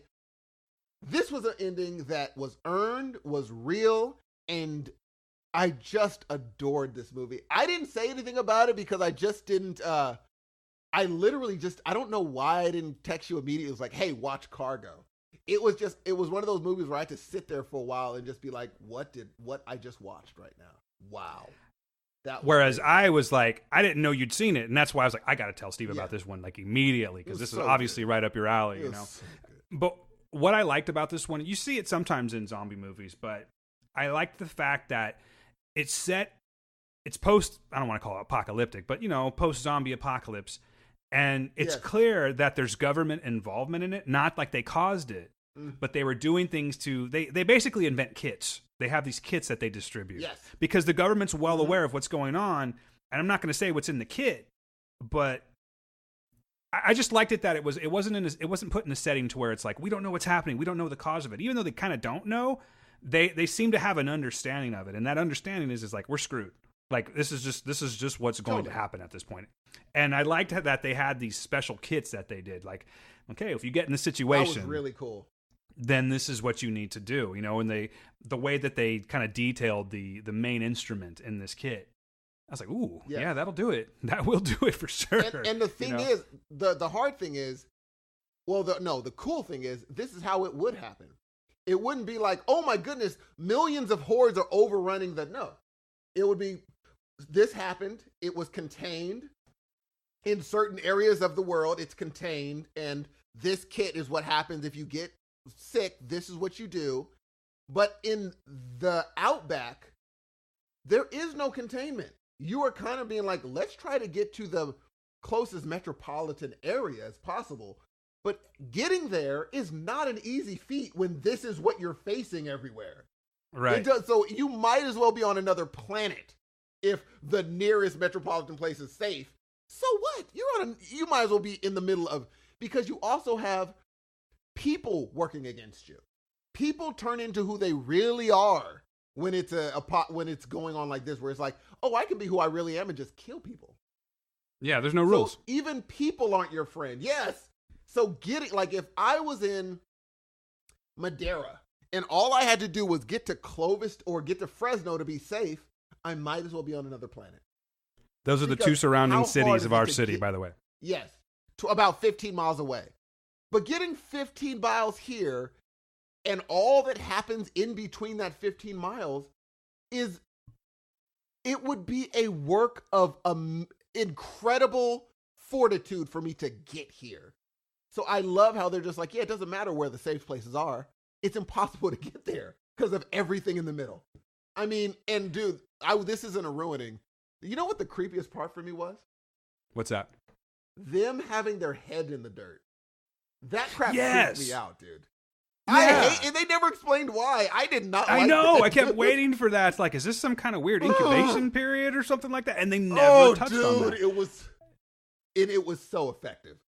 Just walking by people with their head in the ground. And if you made a noise, all of a sudden they'd lift up. You're like, oh, nope, gone, dude. This is crazy. Yeah. Or there's also that period of hibernation that they go into, like that cave scene. Oh, gee. Yeah. You know, and that's even freakier I did not to me. like that. I thought that might have been the scariest scene for me because it's terrifying. just that will they or won't they thing. And, you know, you're like, again, I'm not getting into it, but creeping by zombies that are not doing their zombie thing, but can turn any second. Yes. It was just very, very intense. And I think they did that really well. I loved it. There's one thing, though, and I don't even know if this is necessarily a negative thing, but I wanted to ask you about this. Didn't it seem like Martin Freeman's 48 Hours was a long-ass 48 hours compared to the way things were going down? 48 hours. You know what I'm saying? Like, for instance, long 48 hours. Yeah, you have to get somewhere within 40. I will say you have to get somewhere within 48 hours. Otherwise, something is destroyed. I'll say that. And other people tried to get to this place in 48 hours, and it just seemed like the 48 hours kind of sped through for them. But he had like a long 48 hours. But I didn't know. He had a mission that he had to accomplish that not everyone in this movie has. Like, he's got a very specific mission. But the thing is that there's another character in the movie. I'm not going to, really go into that because this truly is a movie that you should watch, guys. But there's another character in the movie that's like right at the beginning that kind of sets this whole thing off. And their 48 hours seemed like about 12 minutes. You know what I mean? It was just like totally bite, boom, bam, and But I know why. Did you know why? This person was going to this place before it got destroyed, before this 48-hour destruction, right? On the way to the 48-hour destruction, they were in an accident that kind of made that destruction speed up. Did they touch on that, or is this just your assumption? Yeah. No, okay, push pause. Okay, so we took a quick little break because Steve had to explain something to me. So yeah, now it makes perfect sense. This is a great movie. Like, that was my fault for missing that part. And it was very obvious. Again, I was just watching it at like 2:00 in the morning or whatever it was. But yeah, that's a perfect reason as to why there was an expedited and even process that scene, dude. Holy crap. That scene, man. Oh, dude, you just watched the movie. Everyone listening to this, if you're not into zombie flicks, still watch the movie. But if you're into zombie flicks, you are going to love this movie. You're going to really dig this movie. I hear a lot of people that like this movie, especially because, I don't know why, but there's this issue where people don't like running, like they don't like the Dawn of the Dead running zombies or the 28 hours later or 28 days later. They don't like those running zombies. I love them. I don't mind them at all. Because why would I all of a sudden? They're scary. And just because I died 2 minutes ago, that doesn't mean I can't run. It's not like I'm in like, you're fairly spry still. Thank you. I could. Rigor mortis hasn't kicked in yet. So, bingo. And there's some. I think there's a reason that we don't. I don't know why they're like, well, that's not how they should move. if they were underground for ages and ages, yeah, those can't. But if I just, something got in my eye, and technically 20 days later, they're not zombies. They get infected. And so they should be able to run. But I get why Dawn of the Dead people don't like that. But even some of them but you know what, man? Die. They get infected. I think those are like the dedicated Romero fans. They like that crawl zombie, the slow walk. But the thing is there are no rules. These are zombie movies. There are no rules. I'm just glad they're still making good zombie movies, because they could have taken that turn where it was like, oh, well, let's just do nothing but vampire movies and just completely sink the franchise, or the not the franchise necessarily, but the interest in vampire movies. You know what I mean? I think that they're doing a very good job of maintaining, what am I trying to say? The drive to go and see these movies. The interest is still there for me. I'm not burnt out on zombie movies yet. If they're making them like this, that's my type of movie. Yes. Yeah. But I can also, the guy, smell a turd from, a mile away too. You can always tell when you have a good one and when you have a shitty one. Speaking of zombies, do you like Black Mirror? You love Black Mirror, right? Yeah, I do. Well, the creator of Black Mirror, he made a zombie show before Black Mirror. Did you know that? I was not aware. Yeah, I think it's on Netflix now. It's called Dead Set. And what this show is Big Brother? Yes. The UK Big Brother. You're talking about the series? Yes. Yes. He posited a theory or an idea that he made a show about, saying, what if these people in Big Brother were on TV, or, they're on TV, but a zombie apocalypse happens outside that studio. And it's them trying to keep those zombies out and figuring out, how are we going to get out of here? Like, they think people are still filming them, and then all of a sudden it clicks. Wait a minute. No one's been here for a while. And they still show clips of the zombie things happening outside the studio. And soon they look out, they're like, oh my. But they're in the safest place they could be because it's a set. But when one person gets bitten, now you're stuck in a dead set with a bunch of dudes. That's all it takes. And one is all it takes. Gee, when you watch this show, and it sucks because everybody's been waiting for a second series of it. But sometimes when you hit gold, especially in the UK, they like doing this. They're just like, one series, we're good. But what happens? What happens after? No, he went on to Black Mirror. And it's called Dead Set. You would love it. You know what? There's nothing wrong with leaving them wanting more. That's a good sign of success, I think. Very true. But now I think there's going to be enough of an outlet, especially now that it's on Netflix. You know how Netflix tends to be like, people will discover something and be like, hey, what happens after this? I think he might end up maybe doing one more season of Dead Set. Because it was 2000. Could have been 100% intentional too, bro. Yeah, that could have been intentional. Like, let's throw this out and see how many people bite. And dude, you're going to love Dead Set. You're going to love it. And I wish I could see it like you did, when not even knowing about it, and then you watch this awesome zombie show. I mean, the fact that there's same thing with Cargo, man. I had no idea what I was getting into with that. It just looked interesting. So yeah, it was the Netflix premise that got me. Look, I was looking at it, and I was like, it was just Martin Freeman with a backpack. So I was just like, okay, I like Martin Freeman. But dude, it took literally 15 minutes for me to be like, wait, what's happening now? I can do this without spoiling anything. I was like, oh, maybe it was a fish. Some sort of fish happened in the beginning. Okay, cool. But then it went on. I was like, oh, that wasn't a fish. It was something else. No. Yeah, I was like, that fish was real strong. I was like, okay, whatever. I did not know anything about the premise. I just watched it because I love Martin Freeman. Tonight I'm watching Ghost Stories with Martin Freeman. It's on demand. And again, maybe I'll watch along. In my opinion. Yeah, dude. Martin Freeman he hasn't missed for a while. He hasn't missed for a while, dude. No, he's been killing it. Even though I'm not a big person into The Hobbit and all that stuff. No, I did not like The Hobbit at all. Then again, though, I'm not a fan of Lord of the Rings either. I appreciate how beautiful the movies look, but it's just not my bag. I'm about to do something that's genius, and I just thought about it. Okay. Oh, first of all, we're both saying see Cargo and Dead Set. Absolutely. As far as this is not the best. Hold on, real quick, Steve. I'm sorry. This is not. I'm not going to say this is the best movie that I've ever seen. However, Cargo, I'm going to go ahead and give it my highest recommendation. I totally think that you should be watching this movie, and I'm very curious to see what people think because it's just so damn good. It won't be a life changer, but it is going to be a movie that sticks with you because if you really pay attention to it and put yourself into that situation, it's kind of brutal. Like it's Train to Busan brutal. Some of the stuff that goes on in this movie. And that's still, I would still say that obviously Train to Busan is the best zombie movie ever made. Yeah, it's a superior movie for sure. It's an amazing movie. They're making a second one, which kind of, but you can't not make a second one when it's the biggest horror movie ever released in Korea or whatever. You can't not make one then. You have to be like, oh, this is bigger than I thought it was going to be. But my thing is, I realize that Train to Busan is, and I might be wrong, this might not be a Korean movie, so if I'm wrong, please correct me. But it's Korean. One thing I love about, okay, good. One thing I would say, Train to Busan is my favorite zombie flick overall. The first Night of the Living Dead is my favorite zombie flick with a social commentary attached.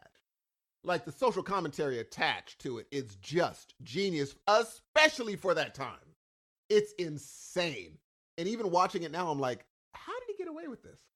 Like, how did he get away with doing? I'm sure people just were like, oh, good movie, and walked away. And then 20 years later, people were like, wait a minute. Did I just? Oh, we did. Yeah. No, I see the point there, and it was so good. So if anyone hasn't seen Night of the Living Dead, watch it, if only for the ending with what they do to the zombies. Then you're going to be like, oh my God. So yes, for social commentary, Night of the Living Dead. Overall zombie flick, obviously Train to Busan. Most fun zombie flick I've ever watched is Dawn of the Dead, the remake.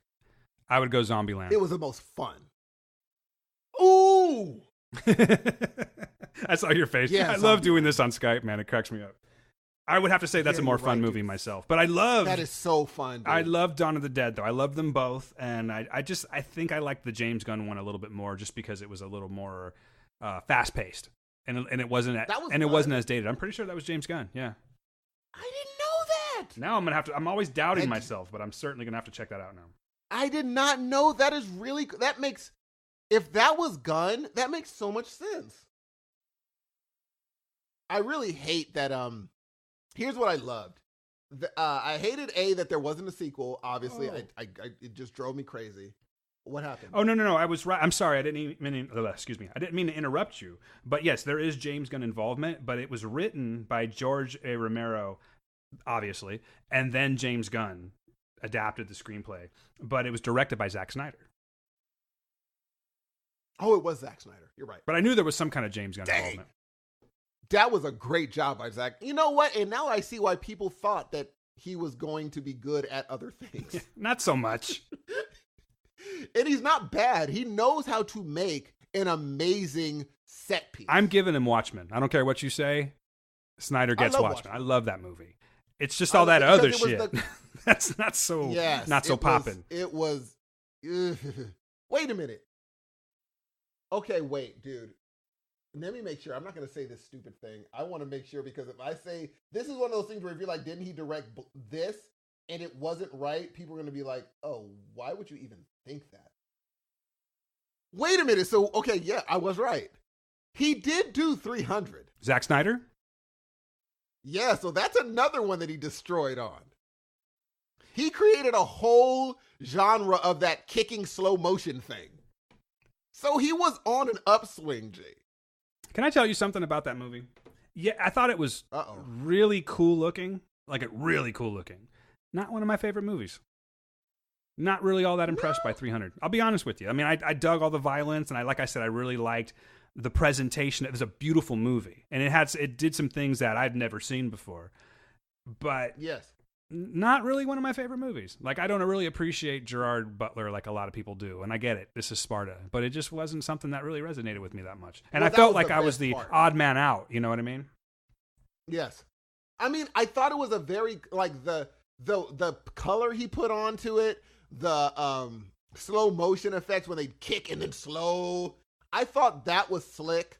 Oh, it was visually stunning. The first time I had seen that. Visually, totally stunning. I remember thinking, I can't wait to see what he does next. And boy, oh boy, that's unfortunate. Then again, I mean, he's making money, but I just think that from 300, Dawn of the Dead, I thought this guy was going to be a force. Like, oh my goodness, wait and see what, and maybe he got into his own head, or maybe this is exactly what he really wanted to do, and those were just other things. Maybe this is what he wants to do. I don't know, man. I mean, he's great at certain things. He just is very, and the backlash to Snyder, he has the most rabid core fan base that are off the wall, but there is a backlash to him. Like, as soon as they see that he directed something, it's almost to the point where it's an M. Night Shyamalan thing, where it's just like, directed by him, huh? Even if the trailer's good, once you see his name, you're like, oh boy. Unfortunately, yeah, he's kind of tainted. He's a little tainted now. So you have to either just get past that and then accept it and give him the chance, or you're just going to straight up, I wouldn't say boycott, but you're just going to pass it up. Like, nah, I'm good. You know? Yeah. It's just I'm like, kind of there when it comes to the DC universe, bro. Yes. And Shyamalan still hasn't even with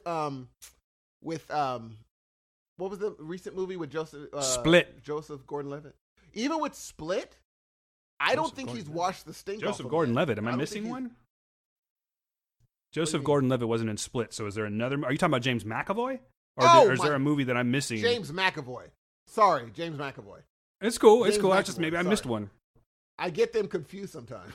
But that's all right. James McAvoy, like, even with that, does he have the stink on him still? I think Shyamalan still, when people see his name, they're like, ay. I think for some people, but I think that Split brought him back. You know what I mean? To a lot of people, Split brought him back. And I'm very much looking forward to Glass. Now, what he does after that, I don't know. But I'm totally down to see Split again. I like that movie a lot. And also Glass. Split was a Blumhouse, right? Was it a Blumhouse? I don't think so. I think Split. Man, I think Split. You're hitting me up with questions I'm not prepared. Yeah, you're hitting me up with some questions that I'm in my brain, not prepared to answer. I put it. Yeah, in my brain, I put it in the Blumhouse category. Wow, man! Gave him you know 4.9. You are making me feel a little inexperienced right now because I'm trying to find that, but I don't know. I might be wrong. I'm going to go ahead. You know what? Honestly, Steve, I'm just going to go with your opinion on that one because I don't know. And quite frankly, we have so much shit to talk about. Blumhouse Split. Yeah, it's a Blumhouse movie. Oh, okay. We're going to have to cut like half this shit that we're talking about on the notes. Sure is. Yeah, because I put it in the Blumhouse category in my brain, and I'm just like, I think it's a Blumhouse movie. I mean, and it was perfect because you give Shyamalan it's not enough for him to mess up. And it's not too much where it's just like, we're going to miss. They're geniuses at that. They know exactly how to just be like, if we give 10 movies $5 million, a few of them are going to be blockbusters. Maybe a few of them are stinkers, but a few of them are going to be, now I don't see them ever getting another Get Out. That's the most they've ever made on a movie, and it was Oscar winning. I don't think that's going to happen again. But I do believe that they're going to be, that Blumhouse is a force to be reckoned with. So I'm very eager to see what he does with Glass. But again, I think the stanks on him.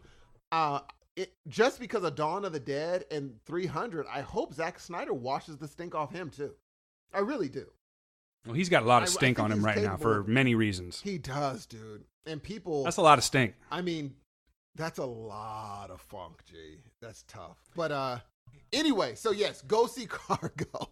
But what else did you watch that you think people will be interested in seeing, Dan? I know there's a show you wanted to kind of talk about to give us the re-up about what you thought of it. But that could be bittersweet. See what I did? Oh, nice. Nice. Very nice. You know what? Yes, I'm going to go ahead and get into that because you know what? Steve, I'm a man that keeps my promises, okay? And as I'd mentioned, and I lucked out. I lucked out, though, because I said I was going to finish watching to season 5 and to episode 5 and make my decision, right? Yes. Well, it just so happens that there's only 6 episodes, so I went ahead and just finished it up. So now, as I'd mentioned before on a couple shows ago, I started off, I had texted Steve in the middle of the night. I'm like, hey, man, I just stumbled across this on Stars. It's called Sweetbitter. And check it out. Seems interesting to me, you know. And as we talked about it before, Steve does not think it is interesting. And I found it to be a little non-interesting. There were certain points where I was ready to bail. But I like to complete what my tasks. So I have since then watched the entire series. And now I'm ready to give my full-on statement, because if I recall, if you'll refresh my memory, Steve, you just thought this was just straight garbage, completely boring, and there's a million other things like poking your eyes out that you could do, right? Totally. And then watch Sweetbitter. Okay, so Bingo. This is now. Before I go into this here, I do want to say that you're always telling me that I'm always trying to find the good in things, and I'm that guy. I'm always trying to find the good, redeeming value in something. Yes. I don't think that's the case in this one here, man. I'm going to be honest with you. So I'm going to compare it to something that they are so different, but there's a reason for my comparing it. Okay, so I'm going to go ahead and compare. Okay, let me tell you this. So after watching Sweetbitter all the way through, I have established that this is in fact a good show, okay? It's a good show, and I think that a lot of people will like it. However, I don't think that this is it's not for everyone. Much like, here's my comparison, let's say Wrinkle in Time, okay? A fine movie. But to me, when I watched it, I just couldn't relate. I'm a 45-year-old man. I couldn't relate to watching Wrinkle in Time. I didn't get it. You know what I mean? It just didn't appeal to me. That said, other people were enjoying this movie. Granted, it did kind of like go away quickly. I will give it that. But, you know, it did okay. But a lot of people said that it's just, you know, it's fine. There's a demographic for this movie. Much like Sweetbitter, there's a demographic for this, man. I think that if you're, now correct me, folks, if you're into food service and you disagree with this here, let me know, because I am kind of curious about this. But just my assumption based on watching this movie and having some friends that were servers and bartenders and things like that, I think that if you are sort of living in that world, there's going to be more to relate to than, say, someone like myself that's in the healthcare system that just, I don't do those things. I'm not a 20-something-year-old woman that is in the city trying to, you know, experience what life has to offer. And I'm not surrounded by all these quirky characters that are equally, you know, they're in the city finding themselves too. So in that aspect, I don't relate to it. Do you know what I'm saying? But I don't think that it's a bad series because of that. I think that there's going to be a demographic for this here. I think that this will relate to, matter of fact, if you look on Twitter, it seems to, I think I'm correct on this.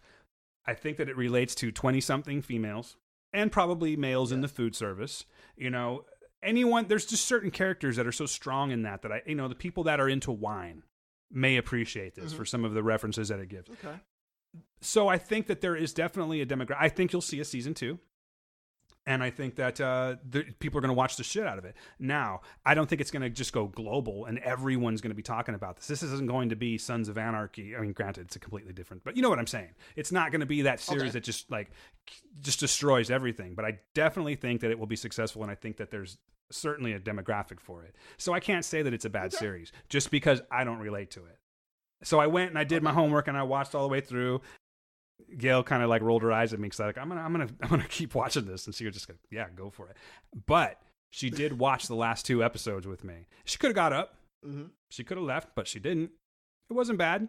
I admit the phone kind of popped up. There's a little solitaire on her phone from time to time, but I wanted to watch it as a full experiment. You know what I mean? I wanted to see, like, will I appreciate this? Will I find redeeming value in it in the end?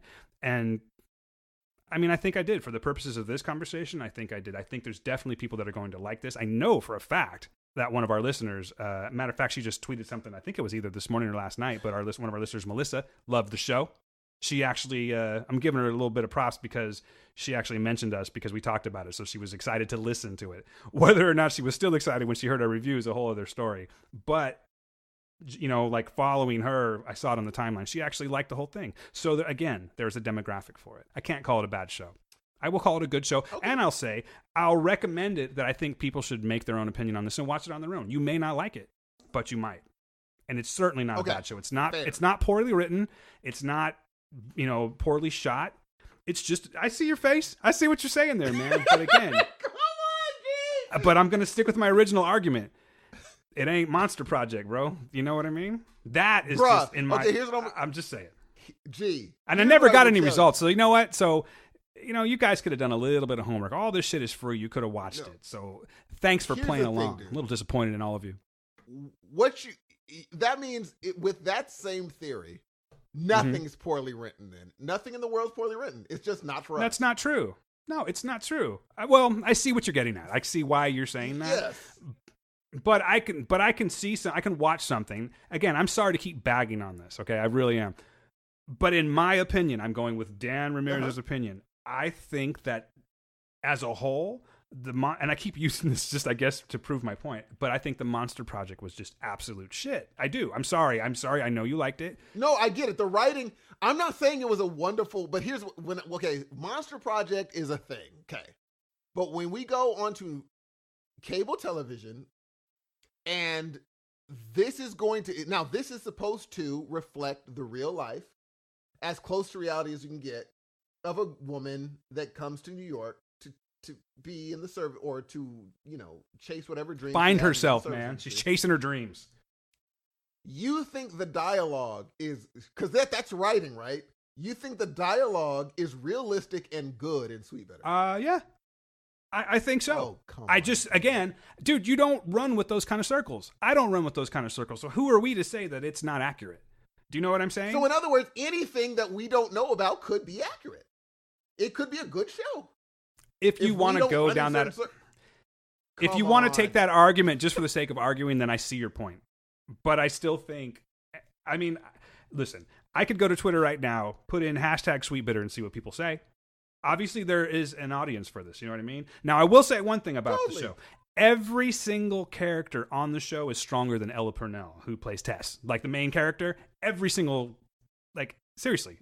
I think every single character But that's a problem if that's your main character. That's an issue. But it's enough to keep you interested. Like, for instance, you remember the bald Russian guy, Sasha? Yes. The one they call her baby monster, that guy? Yes. He's very interesting in this, But really all this equates to is this girl that comes to the city, and she wants to find herself, and she just takes a shit ton of drugs and goes to a bar. And she might be possibly wanting to screw someone and screwing another, kind of thing. I mean, it's a very simple concoction. You know what I mean? Show. Yes, it is. You've seen it before, if that's what you mean. No, I mean, like, every episode's pretty much the same. You can't say that, though. I can't honestly respect your opinion if you've watched 2 episodes. 3. Okay, 3. There's 6. So how can you say? And I can All say of those, you could reword it and say that everything in your opinion that you saw was similar, but you can't say every episode's the same if you haven't watched it. I can't take that argument seriously. Okay, here's the thing: if you watch, and I'm only championing this damn show just to argue with you. You realize that, right?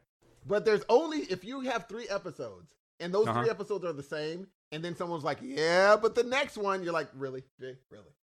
You just burned 3."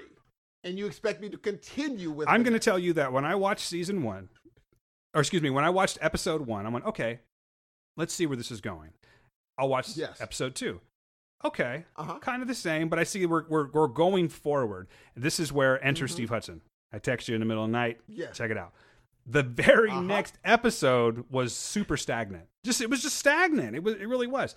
And then I got to episode 4, right?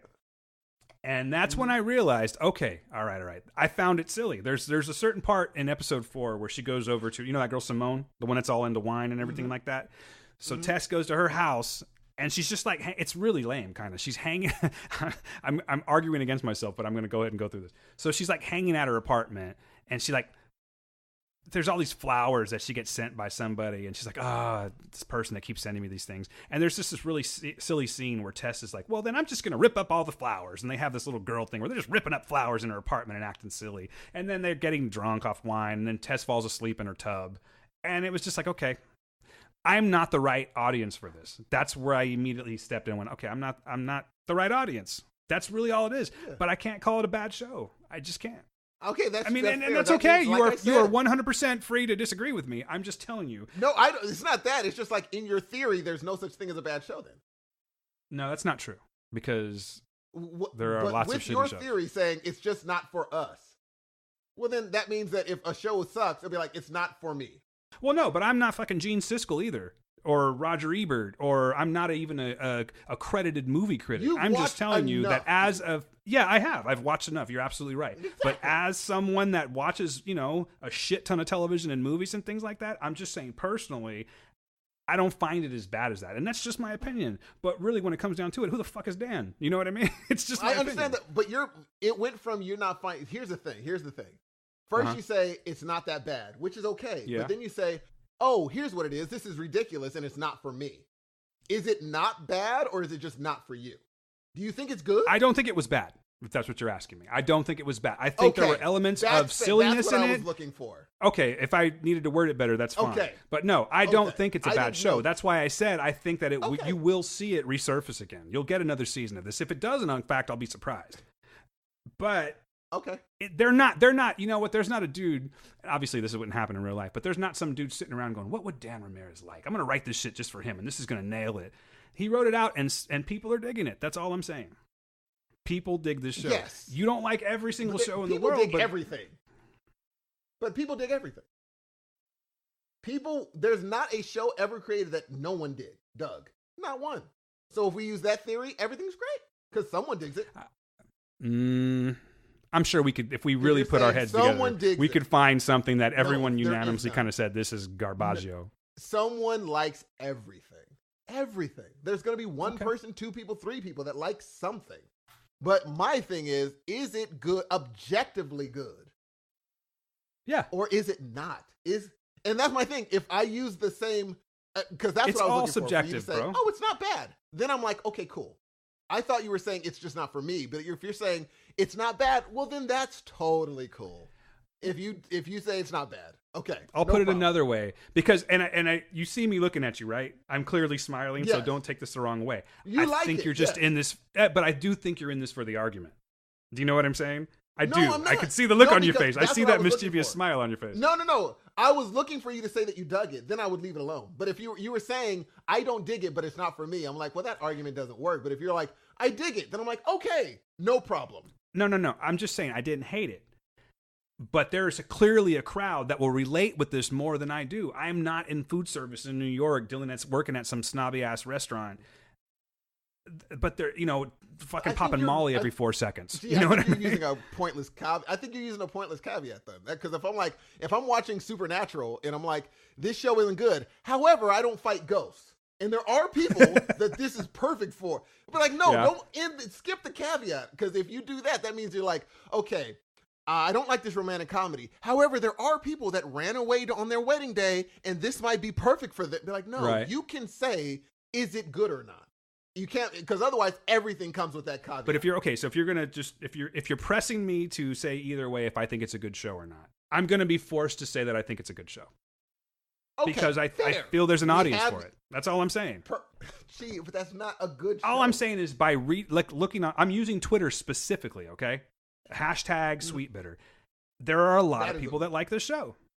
And I was able to watch the entire thing. In fact, and Gil will vouch for me, I actually was sitting around going, you know what?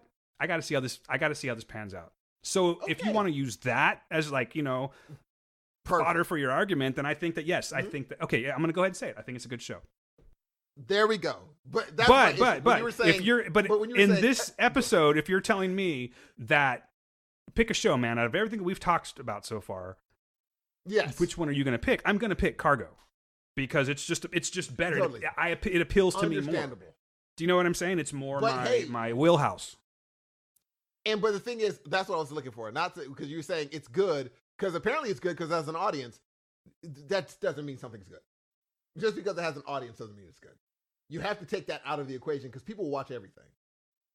People watch everything. And so it's like if it's good to you, it's good to you. I think it's fine. I'm not telling you this is the best show I've ever seen, but I will say that I think it's worth a watch. I think it's worth a watch for people to check it out and then interpret whether or not it's something for them. But it's not a garbage show. It's not. And I'm not trying to be topical. Well, I guess that would be topical, so I'm not going to go there. There's a show on Netflix called Disjointed. Do you know what I'm talking about with Kathy Bates, and she owns like a pot dispensary? I've seen it. There should be a lot of people that like that show too, because this is California, right? Like everyone likes pot, it seems. But it's kind of like across the board that show is just straight garbage. Do you know what I mean? Like everyone seemed to think so. I didn't hear one good thing about that show. In fact, I think it got canceled if I'm not mistaken. So they canceled it like immediately. I don't see this happening. I think Sweetbitter's just kind of like good enough to sort of slip under the radar a little bit. You know what I mean? And maintain its momentum. But it's not going to be the show like, series of the year is not going to Sweetbitter. Yes. I don't think it's going to be winning any Emmys or anything like that, but it's fine. Yes. It's fine. So maybe, is that better? It's fine. It's a fine show. No, I mean, the thing is, I'm trying to stick with my opinion like, right on when this. you said it's good, I was like, agreement. done. We could end it. Like when you said it's good, I was like, we're good, done. We now have. Yeah, but now I'm mad. That's all I was looking for. That's all I was looking for. Is like it's good. No caveat. Just it's good. The only reason that I brought it back up again is because I said I would originally. So I've done. Totally I've finished watching it, and that is my final opinion. It's not like I'm like, hey guys, I talked about this a couple weeks ago, but if you're not watching this shit, it is completely your own fault. I'm just following up with what I'm a man that keeps my promises, Steve. That's it. Totally Nothing understandable. More. I mean, hey, you heard it from Dan. So I really hope. Goddamn right, you heard it from Dan. Show. I hope people do watch this show. Oh man, really sarcasm! I can see it on your face right now. No, I do want people to watch this show. I do. But I think I'm going to call it and say, look, it might get picked up for a second season. Generally, things some often do. And for the crew and the writers and the directors that need jobs and such, I hope it does. Because, hey, it's jobs. It's putting food on people's table. So I can never say, I hope you're unemployed. I can never say that. But what I will say is, I hope they get employed on another show. Basically, what this first season is like a setup. It's her trying to it really is what the show's about, is her trying to find her place at this restaurant. And it even leads up to that in episode 6, where it's like, she has to pass this test, like trials, if you will, to work for this place because it's so, hoity-toity and hipster-like. And she has to like pass the test of several different coworkers that are like she's apprenticed to, you know what I mean? So it leads up to, without getting into the end of it, it leads up to a certain goal, which eventually comes to fruition in one way, shape, or form. So it's like next season is the next step, and that's all I can say. No, it's not. Hey. It's not. It ain't Preacher. I'll tell you that much. Yeah, I mean, hey, look, that's what's called segue. What you can look forward to if you liked season 1. You're going to love season 2. Simple as that. Okay, fair enough. Steve's words, not mine. It's going to be the same thing. Yeah, Steve's words, not mine. You're going to love. See, no, you see, man. If you do, you're going to love because it's the same thing. And I totally respect your opinion, but at this point, I'm begging someone write in and just settle this for us, please. Am I full of shit? What is it? Is Steve just being too harsh? I just want someone to watch these 6 episodes and get back and give us an opinion. That's it. I'm not asking for much. My fucking dog died yesterday, and I'm here talking, guys. I think you can watch the episode and send in an email. Yes, but you don't have an opinion that's negative unless you're a female 20-something that's lived in New York. Had to go through a test of this. Because then that's your circle. Then you could. My God, you're just in this for the argument at this point. You really are. I'm not. No, I'm not. Jeez. You so are. I swear. Okay. I'm not. Okay, ladies and gentlemen, watch. Steve's the negative. Let us know what you think about. Let us know what you think about this well-written Aaron Sorkin-esque show. Please. I'll send you something. I'll send you a prize of some sort. Yes. If you write in about this. I don't know what. It may not be anything worthwhile, but I guarantee you, as long as you're not overseas, no offense, but that shit's expensive to send. I will send you something for cooperating with me here. Even if I'm wrong. If you're like, Dan is so full of shit. That show is terrible. Explain how the writing is so dope. I never said. No, see, now you're putting words in my mouth. You're putting words in my mouth. I never said the writing is quote unquote so dope. I said that it's fine. Okay, explain. I said it was well written. To be it's well written. Perfect. I'm talking about like the way it flows. I look forward to that person. Okay. Yeah, totally. Well, please explain how Sweetbitter is well written. Okay. I look forward to that conversation. And like I said before, please just go ahead and go to Amazon Prime, and then go ahead and pop on Monster Project, and then But the thing is, I never said it was better written. I never said it was better better written than in Sweetbitter. All fairness, what I did say it was much more fun than Sweetbitter. Easily. It's a more if I sat down and I was like, "Hey buddies, come over, watch a show," and we watched Sweetbitter, all 3 episodes, and we watched Monster Project, they'd be like, Monster Project was more fun. I would rather smash a testicle with a hammer than watch that show. You're out of your mind. You are out No, really, of your mind. I hate my testicles. That's part of it. But I'm just saying, I would. It's Yes. terrible. But then again, you know what? I've never transformed into a werewolf. And in So all I'm not fairness, in that- yes. no, because I wanted, like, when after the original, debate, if we'll call it a debate, I actually went back to Twitter, and because I just find that you can, obviously you can get by the moment opinions, right? Right. Yeah. So I went on there, and you know what? To be fair, there are people that like this movie and raved about it. In fact, horror buffs mostly. That's a trip. So maybe Yeah, there's crazy. just some sort of element that I'm missing here because I'm not a true what you would call a horror buff. I like horror movies.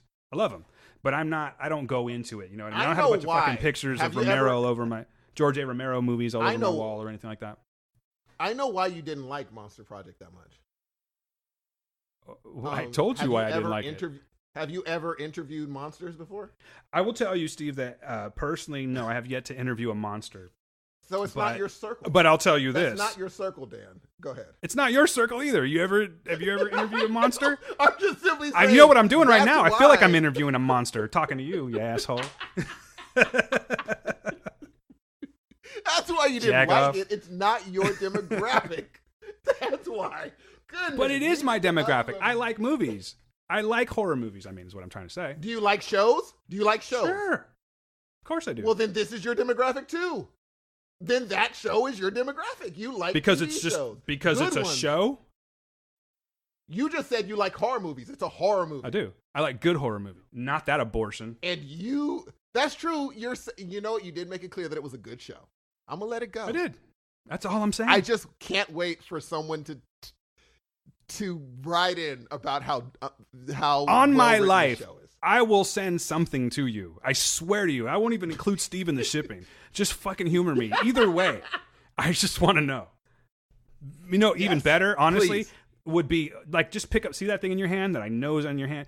It's called a smartphone. Just talk into the recorder and send it to Heroes of Noise podcast at gmail.com. I'm dying to know what you guys think of this conversation.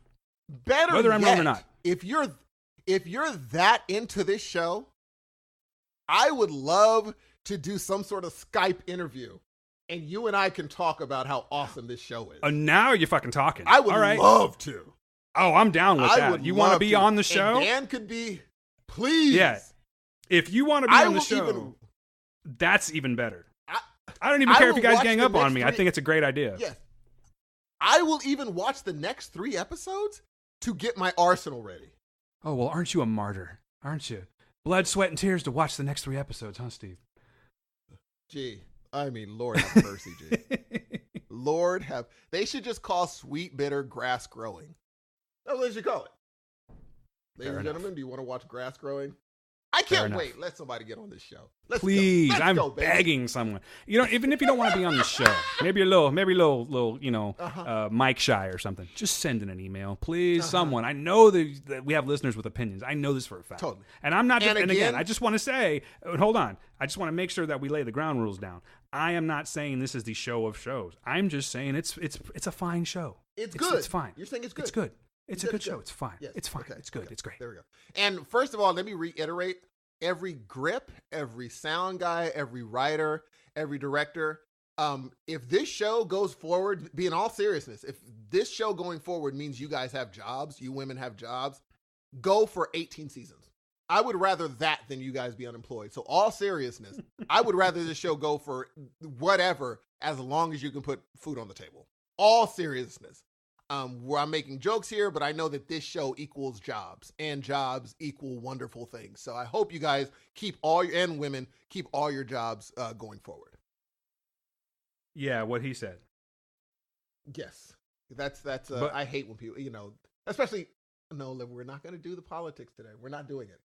I hope you keep your jobs. I'm going to leave it at that. I'm going to leave it alone. 6 minutes ago, Jorge Luis Mañana. Thank you for bringing Sweetbitter into my life. 3 exclamation points. When I put it on, I had no idea it was everything I needed. He reminded me of how much I love New York City. And okay, he loves New York City. You know why? Because it's his fucking demographic.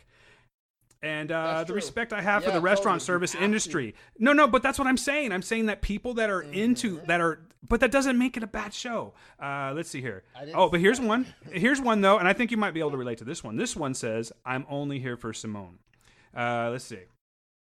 Let me find another one here. And I'm not, like, being selective, by the way, too. I'm just finding something that's not, like, it's in a language I can read.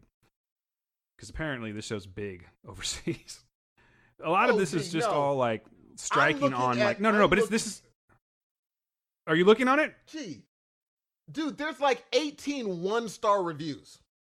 Where are you looking? On IMDb? IMDb. People that actually watch shows. I'm looking on Twitter where they do the same things. Exactly, Twitter. Come on, G. If I was going to choose between two different reviews, and there's 9 and 10-point reviews too, but it's evenly split, saying... I comment on movies daily. I've never once posted anything on IMDb. I'm just saying. I'm not going to say anything about that because it might make me look a little silly, but I have. Oh, you have to let me know. Really liking Sweetbitter so far. Just finished Sweetbitter, and oh my God, I need season 2, please. I'm trying to find a bad one here. Tess bitches. What? Tess. Here we go. This might be yours, but it's just poorly written. Tess's bitch ass really dumped Will just like that for Jake. This is why we can't have nice things. Okay, that was lame. But you get the idea. We spent way too much time on this. To the women as yes. I'm just reading. It wasn't me that said it. Such a troublemaker. The thing is, the hard thing about IMDb is, A, they're longer reviews, and B, they can get a little bit cruel, and I don't like doing that thing where they start getting, and you never know, being that sometimes it's a bunch of dude bros, and you never know where it's gonna go. And I think there are a lot of trolls. Yes, and I prefer to stick to the topic instead of these. If we didn't have equality in the, I don't want any of that bull crap. So I won't filter through IMDb. But here's what I will say about Sweetbitter. Okay, I can't say. I think you've said it all because I've said it all, and I ended it on such a strong. I want people to be employed. Right now, maybe in like 2 years when we could look back and whatever, but right now I want people to have jobs and food on their tables and such. So and again, folks, I would never have brought it up had I not said that I would follow up and watch it. That's it. Now, I think you would have a stronger argument with me if I was like, oh, dude, but anyway, I know we're supposed to talk about all this other stuff, but let's get back to this one because I'm just a real, it's not that. I'm just saying I'm following up with my opinion. That's it. Yeah, it's totally fair. The thing is, you think it's good, me not so much. Totally fair. Okay. It's not, and that's how we waste 30 minutes arguing. And what the funny thing is? That I'm not even that invested in. That's the thing. The funny thing, I was in food services. I was a waiter. So it's like, I should love this show. Where were you a waiter? I was a waiter. Where? Jack in the Box? Patio Cafe in Fig Garden. In Fig Garden, Patio Cafe. Yeah, because that's the same thing as Manhattan. It's lovely. I enjoy the refreshments. You said food services. You said food services. That's true. But I also said... you didn't say on Twitter, you're like, see, this guy's in food services. You didn't say, wait a minute, in Manhattan, though? I'm not even done for the purposes of trying to get out of the argument. There's just shit we have to talk about, and I think you're running out of time. Are you running out of time? Aren't we all? Aren't we all? Aren't we all? Life, life is a ticking clock. Aren't we all running out of time? Oh, man. Okay, I got a question, Dad. Do we have any news? Are we done with our reviews? Because, man, we certainly left a lot out this week. I have a lot on there, but there's nothing I want to talk about that's so good as what we just talked about. Nothing's going to be that good to end on for me. I thought it was a really good ending.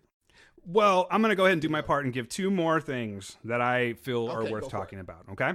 One of them I have to be super cryptic with, but as I mentioned at the top of the show, we are embargoed into getting into this, okay? But Steve and I have both seen the first 3 episodes. The first 3, that's it, of Preacher Season 3. Now, Steve, do you think that we're going to be able to find common ground on this one? Because I'm going to tell you straight up, I very much enjoyed this so far. Matter of fact, I'm going to tell you that I think they started off super strong on this one here. I feel very lucky that we were able to see this prior to, the show airing. There is something that pops up on the screener site that tells you, like this isn't the final product. So to me, that means that I think it's just they're gonna kind of spruce it up a little bit. They're gonna make it look a little bit better. I don't think that I feel confident in saying that if I could fully review this show right now or this episode, I feel that it's not going to change much. I think that the things that are going to change are just going to be like special effects and things like that.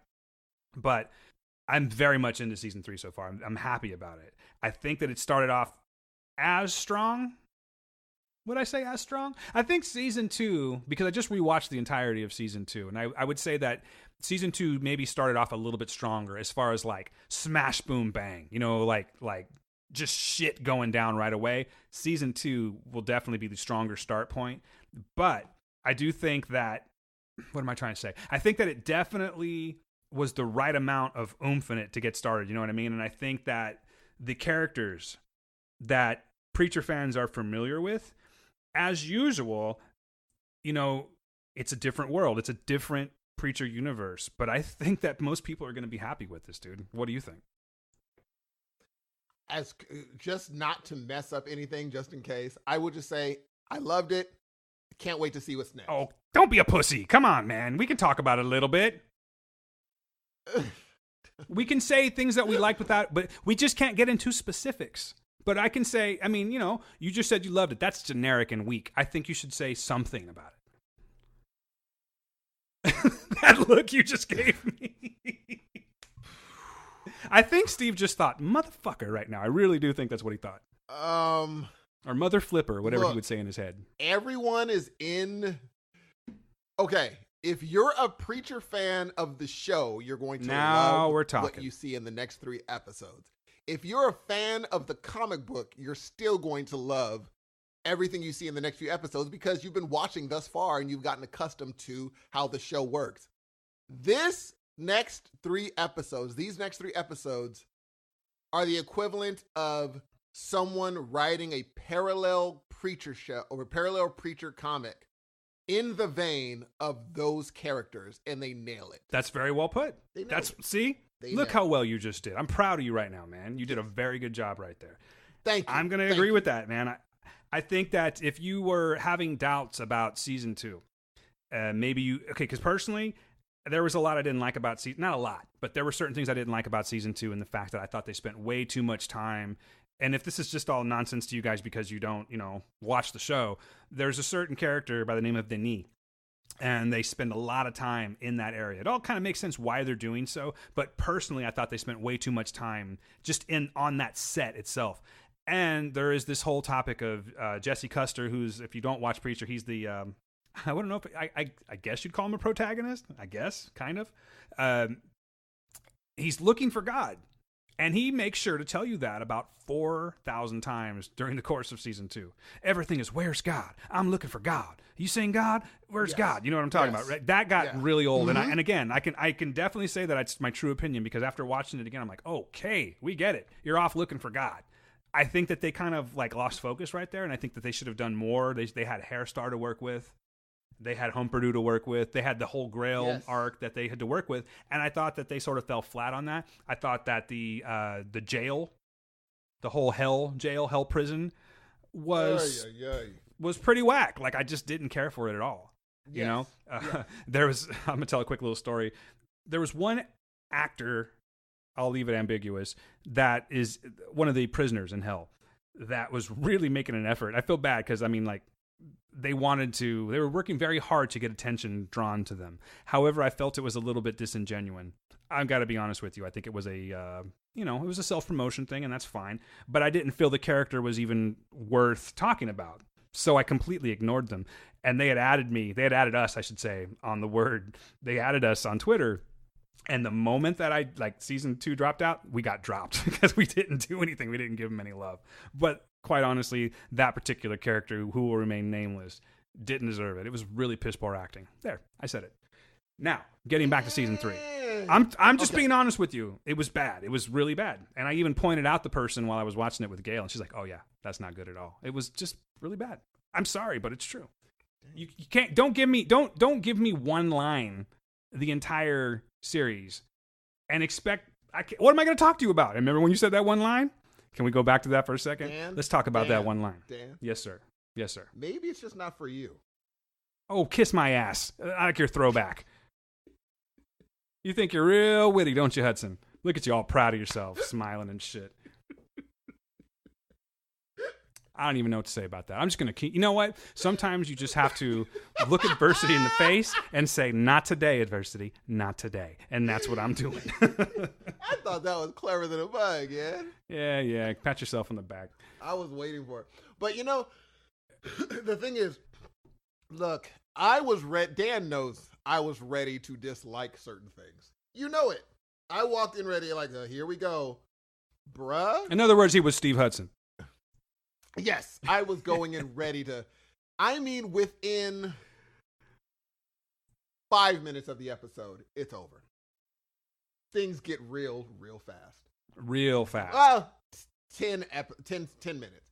And you're just like, oh, this is going to be great. And man, look, if they haven't even put the pedal to the metal after 3 episodes, if after these episodes, they really put the pedal, I can't wait to see what they do.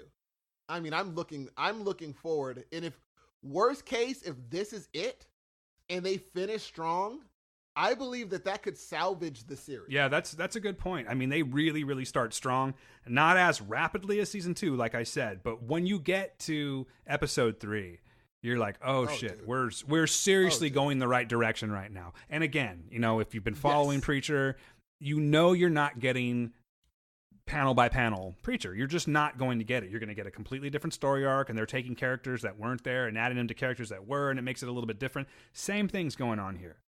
But they just do it a little bit better this time. Would you agree? Totally. I agree. I think that the smart thing in keeping it cryptic is that every single character, like sometimes you would see a character and be like, oh man, we're following them for the whole episode. Now every character is so intriguing that if you don't see the other characters and just see them, you'll be like, I can do a whole episode with them. All of them are that good. I can do a whole episode with this person. I think, oddly enough, the weakest link for me is Preacher himself. He would be one. Well, that's that kind I of always want to been do a that whole way, right? about. You've always felt that way, though. Yeah, I've always felt that way. Yes, but I would have a tendency to agree with you. Yes, I think it's becoming more and more like, I think they're leaning into it. I think they're leaning into it now. They're like, well, maybe the ensemble is very important. I think they're leaning into it now.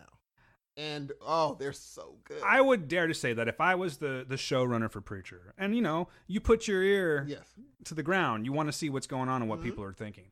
Totally. I would completely look back on that last season and be like, where did we go wrong? Did we go wrong? Maybe I don't feel I did. But if I did feel it, there was something that I had to say, okay, where did I go wrong? It's what I told you. I think it was Jesse was the weak link. You know, they spent way too much time with the Where is God? And they quite honestly made him out to be quite the selfish prick last season. Yes. And Jesse Custer is not a selfish prick in the comic. He's really not. I mean, he's driven almost 100% by love. Wouldn't you say? Like that's his main thing. Yes, he does go and search for God. And yes, that is his main mission. It was just the way that it was executed. I thought that it put Dominic Cooper in a spot that it just seemed very repetitive, like over and over and over again. So if what's going on right now, I have a feeling Steve was just about to give me a smart ass comment, but I could be wrong. I about I wasn't. No, I was going to say, of what you're saying, what you're seeing right now, do you see Cassidy vamping out this season? Yes, I do. Full on. You know, it's kind of weird because if you go back to episode 1 of season 1, he was vamped out. Like, he was vicious. He takes out an entire plane. You know what I mean? Or at least the people that are in the plane. And they never really... And then they kind of touched on it a little bit. You know he's a vampire throughout the course of this entire series. Yes. But I think that at this point, where we got left off, the last episode that you and I saw of season 3, without getting into anything, I think there's potential for, I am thinking there's very much potential for him to vamp out. I look forward to it. I can't wait. I do too. I can't wait for this season to start. Our episodes 2 weeks, guys. 2 weeks. It's coming, ladies and gentlemen. It's coming. So, yes, I give 2 thumbs up to Preacher. I do as well, and I will tell you, sorry to be a whore, if you listened to last week's show, or maybe you didn't hear last week's show is more what I'm trying to say. Listen to last week's show, because what we did was we dropped our other podcast. We called it the season 3 pregame. See what I did there? We put that in. I see that. And just to give you guys a taste of what we do on that show, which is very similar to this one, I think. I think we argue more on this one than we do on the other one. But that I just want you guys to come along because I really think that we're in for an awesome season of Preacher. So come along, won't you? Let's move on because we got to be wrapping this up pretty soon, don't we? Okay, let's do it. Yep. Let's see. Did you want to do news before we start? Before we let's end, rather. No, yeah, we got to do news. Okay, you're not some pressed good for, news. I'm concerned about you and your time. Are you doing okay? Yeah, no, so far we're good. We're good. I mean, we're just wrapping up. Okay, well then one more thing, and I'm not going to talk about this for long. This is just my little personal preference. If you listen to me and my musical tastes and things that I put on Twitter and whatnot, then you will know that Coheed and Cambria have a new single out. Their new album, I'm not sure if it's going to be called this or not, but they released just a couple weeks ago, or was it last week? In the last few days, let's say that, they released their first single, I guess you could call it. They released the first two tracks. One of them is called The Prologue, where if you listen to Coheed and Cambria albums, it's mostly like theatrical storytelling, if you will. And then we're going to get into something good, which is called The Dark Sentencer. And this is the best single that they've put out, in my opinion, in a really, really long time.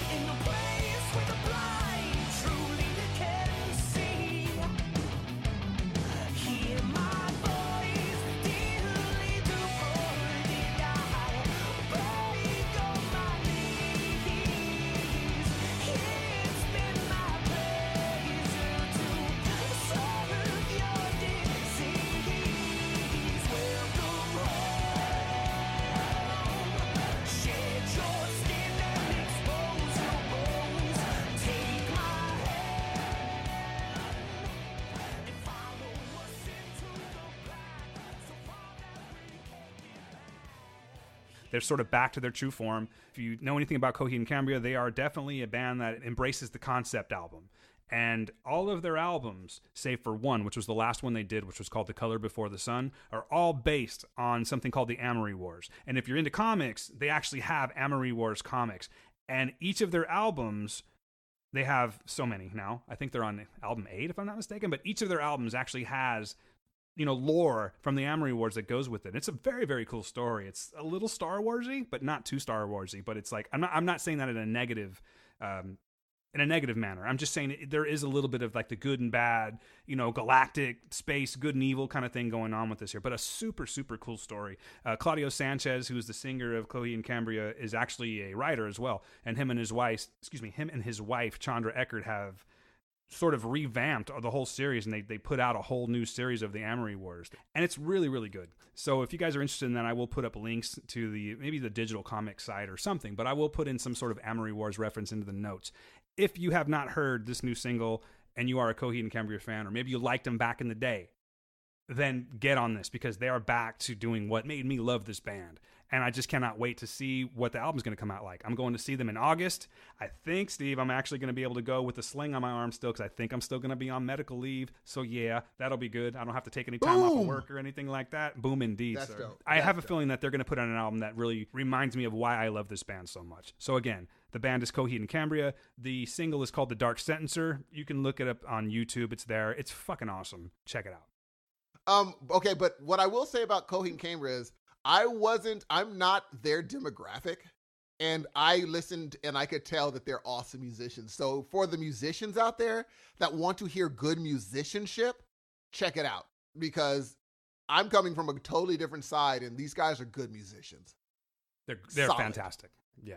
Yes. And for Hudson to agree with me on this is saying something. Yeah, I did try to give you the quick, intro into them there. So I was actually surprised that you liked that because if you're a Coheed and Cambria fan, then you'll be well enough to know that they are kind of like an acquired taste at first. Claudio Sanchez, he's the singer and also the guitar player, one of them anyway.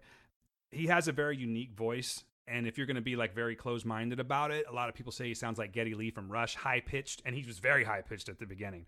He's always had it. He's always found his niche, you know what I mean? Because this is pretty much his whole, passion project. But his voice is kind of like in between now. And I think what I'm saying is it's a little more accessible to people that are just coming onto it. It's not quite so like, wow, that's a high-pitched voice. Do you know what I mean? Because they were a little bit on the emo side back in the day. And now they've just transformed into this mature, awesome, like prog. It's not prog metal, but it's just it's a little prog metal kind of, but it's just so fucking awesome. Yeah. Just check it out. Take my word for it. You're going to dig it. I really think you will. And you will at least be able to appreciate the musicianship, much like my friend Steve Hudson over there. Dope. That's it, man. That's all I got. I had a lot more, but I think we should just go to news now, or do you have anything that you want? I know that you saw something that was pretty amazing this week. You did go to the theater. I can't say anything more than go see Upgrade and avoid the trailers. Go see Upgrade the movie, avoid trailers. That's it. Because the trailer gives away so much of this movie. So if you've already seen the trailer and you kind of forgot about it, don't watch it again. Just go see Upgrade the movie in the theaters. And I'll give it like 2 weeks so that people actually see this movie. It's really good. Be surprised. Do not deny yourself the surprise of seeing this fresh. I did, and it sucked. It really sucked that I kind of saw where things were going. But even then, I didn't see where things were totally going. But some of the kills were kind of just totally telegraphed in the trailer. So go see it fresh, ladies and gentlemen. Upgrade is I put my stamp of approval on it.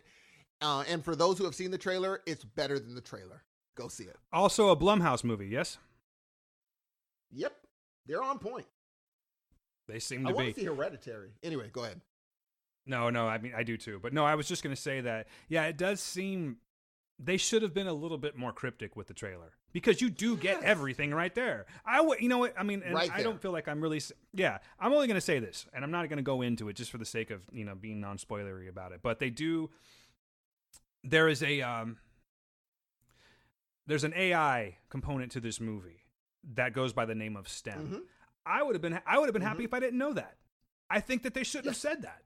I mean, there's a way that they could have done that where there's like, this is what the story's about and this is where this guy is prior to this thing that happens. They could have just been very roundabout without, saying it's called STEM and this is what it does. Yes.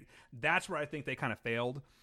But for everything, I haven't seen this movie yet, guys, but from every like podcast I've heard that talks about it, and Steve, of course, and people that I know that have seen this movie, apparently this is something to be checked out.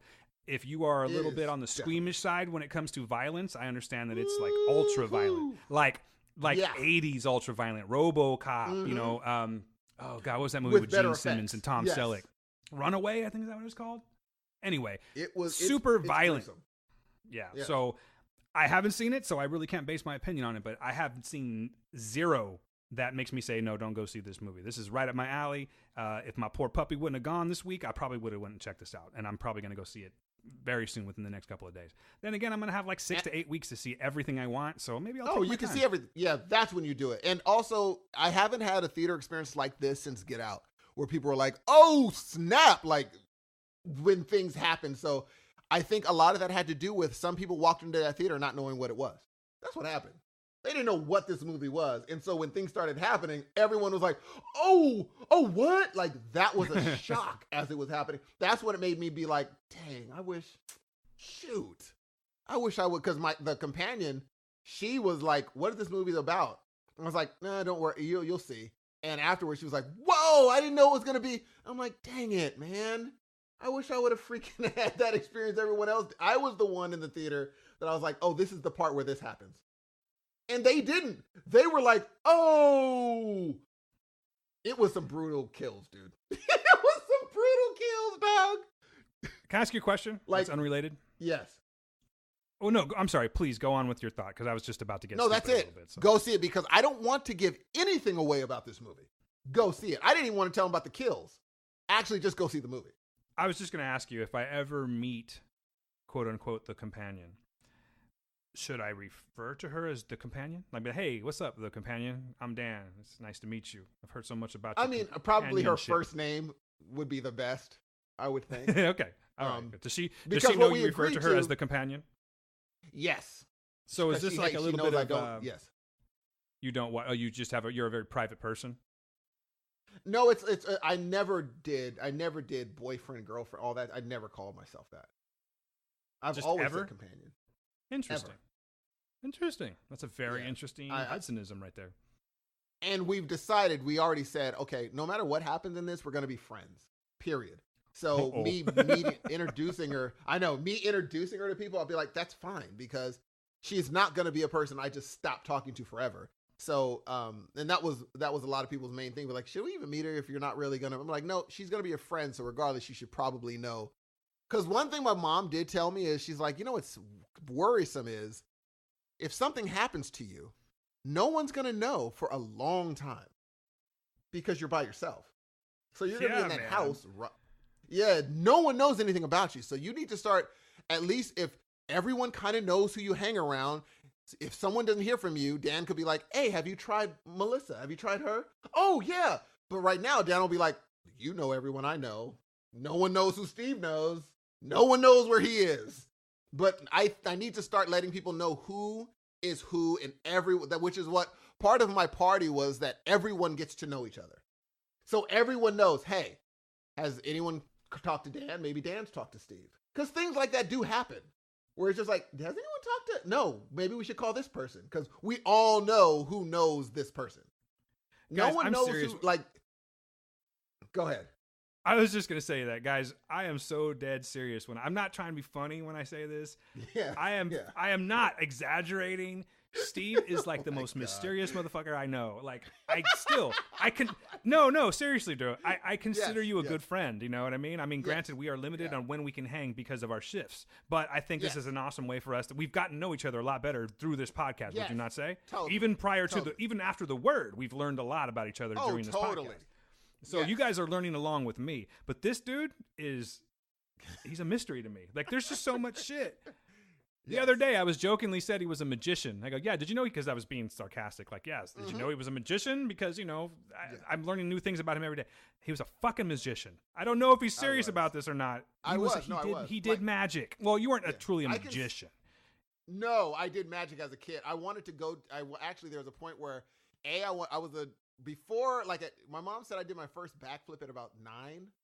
She was like, you were already flipping at 9. And she's like, you were juggling at about 11. And then it got You juggle too. I juggle now. Yeah, I could juggle anything. And I could spin like a... Do you see what I'm getting at? Like, if I was I'm sorry, but I have to say this. Yeah. If I was a juggler, I would be juggling. Hey, hi, I'm Dan, and look what I can do. I would just do it all the time. I would add the apple and take the bite from the apple. How do I not know these things? Well, like, it's even like sometimes I'll be walking around, like, even at Fresno City, I can spin things like any flat thing, whether it be a book, I can make it go super fast on one finger. Like, just go quick. And someone was like, dude, how are you doing that? I'm like, oh, this is a weird thing, I guess. Because I'll just be walking around with a book spinning on my finger. And they're like, what is the physics of that? And I'm like, oh, it was a random thing I saw a person at the circus do. And I was like, okay, I'm going to spend and I spent like the next 2 days in my room trying to figure out how to do it. But like at boarding school, someone one-upped me and they did it with a CD case and spun it real fast on the fan. I was like, you win. I don't know how you're doing that, but I could just do it with regular books and stuff. But I wanted to be like that guy where it's just like, how to do kind of everything. No, I think that's awesome. Pieces. No, for sure. Absolutely. But I'm dead serious when I ask you this question because I am making use of our Skype conversation right now. So I think you know what I'm about to say. What's that? Can you please juggle for me real quick and let me just narrate to the crowd what I'm seeing? Get really? For real? Awesome. Okay, cool. All right, this is going to be fun. Because honestly, guys, all this shit that he says, I've never seen it firsthand. Like Steve's actually he's a very good musician. And I had to find this out by like looking on Instagram. Look on his Instagram. You actually hear him singing and stuff like that. No, but dude has talent. He wrote our theme song, both of them, for the word and for this one here. Not the surfy one, but the one where we talk on it. There we go. Steve's the talent. Oh, hold on. He's going to juggle. Here we go. Can you see it? Ladies and gentlemen, the great Steve. Look at this guy go. Oh, he can totally do it. Oh, and he reversed it. Dude, nice, man. That's sick. Good job, dude. I see, again, it's something I didn't know. And this is Look at him. And then he goes and he puts away his stuff because, no mess in Steve's house. Bravo, man. I'm clapping for you. You can't hear me doing it. But I'm clapping. You did a good job. The man can juggle. Sorry, let me put things away real quick. Back to where they were. Yeah, because that's important right now. Sorry. So, how you guys doing? You guys doing all right? Let me see. Smell good? Good. Having a good week so far? What'd you eat for breakfast? Are you feeling sad for me because I lost my dog? I'm just curious. I'm feeling kind of sad about it right now. I am purely killing time, waiting for Steve to come back. I'm a bit mesmerized by looking at this screen, this whole Skype thing. We have always done this through phone conversation. We have never the only time we ever recorded face-to-face was the very first Word Show. I'm back. Sir. All right, he's back. Yes, you are, man. I'm what impressed. What were you talking about while I was going? Oh, no. I was literally, honestly, I wasn't talking shit this time. I was just making stupid conversation because I'm saying that I'm so into this Skype thing now. Granted, everyone does it.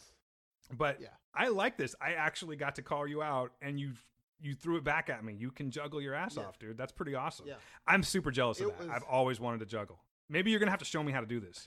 Oh, yeah. I can teach anyone to juggle because it's just once you get the theory of how it works, then you're like, oh, now it's totally rhythmic, right? That thing, you're like, yeah, totally rhythmic. It's all a rhythmic thing. And soon it's weird because your brain figures it out before you do.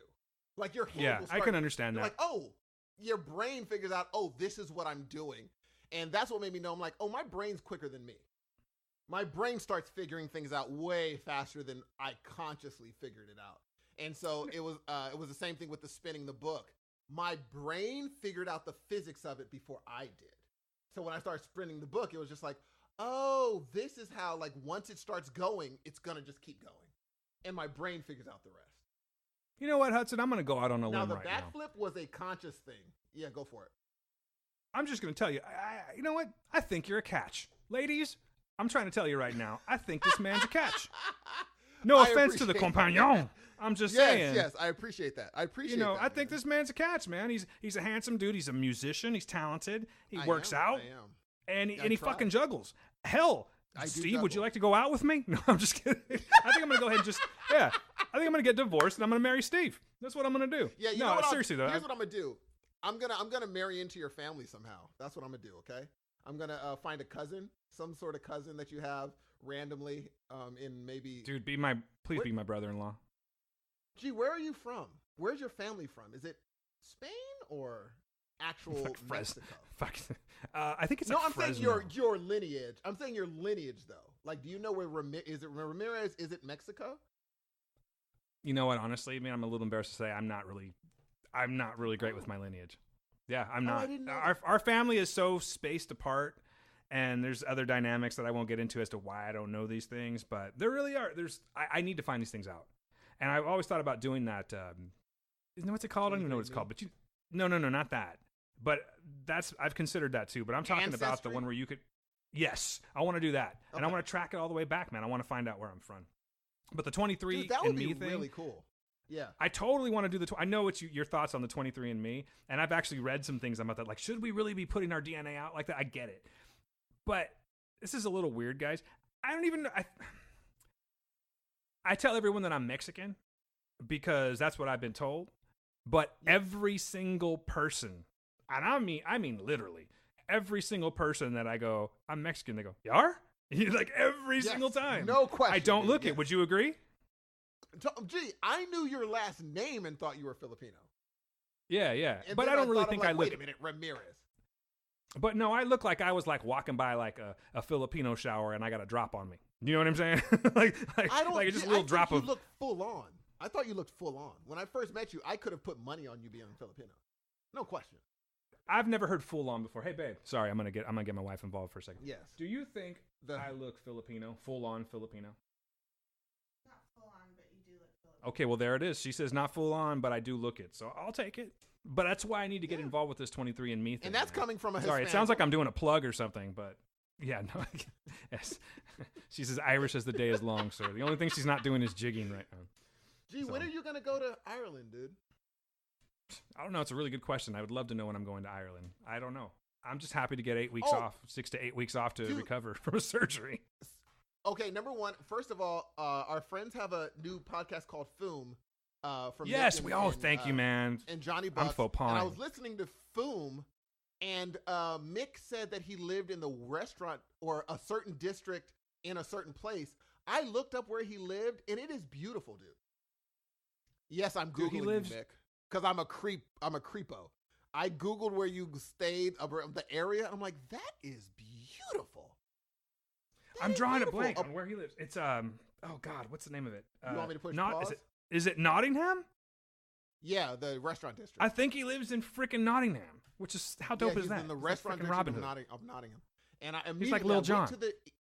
Not Lil Jon. To the Google. I went to Google and Googled a spot, and I was just like, I would love to freaking stay there for like 2 weeks and just breathe, chill.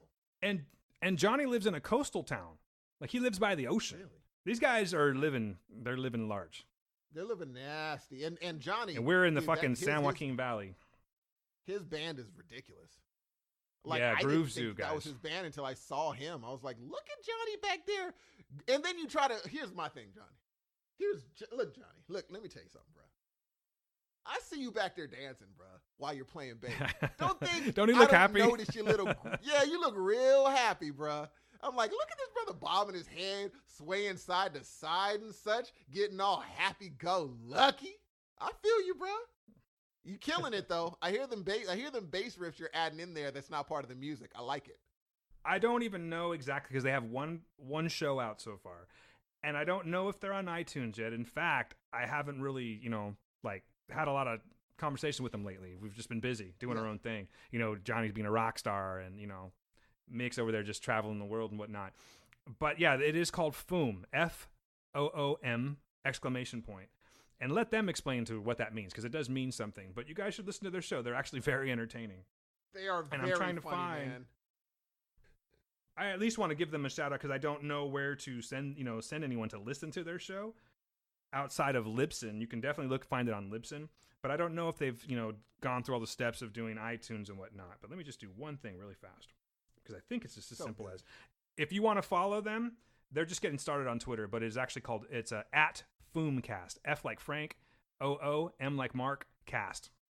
Follow them. Give some love to the friends of the show, Mick C and Johnny Bucks. And also check out Groove Zoo. Groove Zoo kills it. I really think, yes. I wish they were around here. I'd just hire them to do a party or something like that, because they look fun as hell. Oh, they would be great. They would be freaking That's great. Truth. I'm not just saying that either. They're like a super talented band. Totally. And I'm going to, you know what? When I go out to England, I'm going to sit in with them. For sure. That would be cool. I'm sitting in on a gig. I don't care what y'all say. I'm getting up there and be like, can you play crazy looking whatever the deuce in the key of blah blah? That should be the name of your album right there. The key of whatever the deuce. What was it? Whatever the deuce in the key of blah blah. Steve Hudson, his debut album.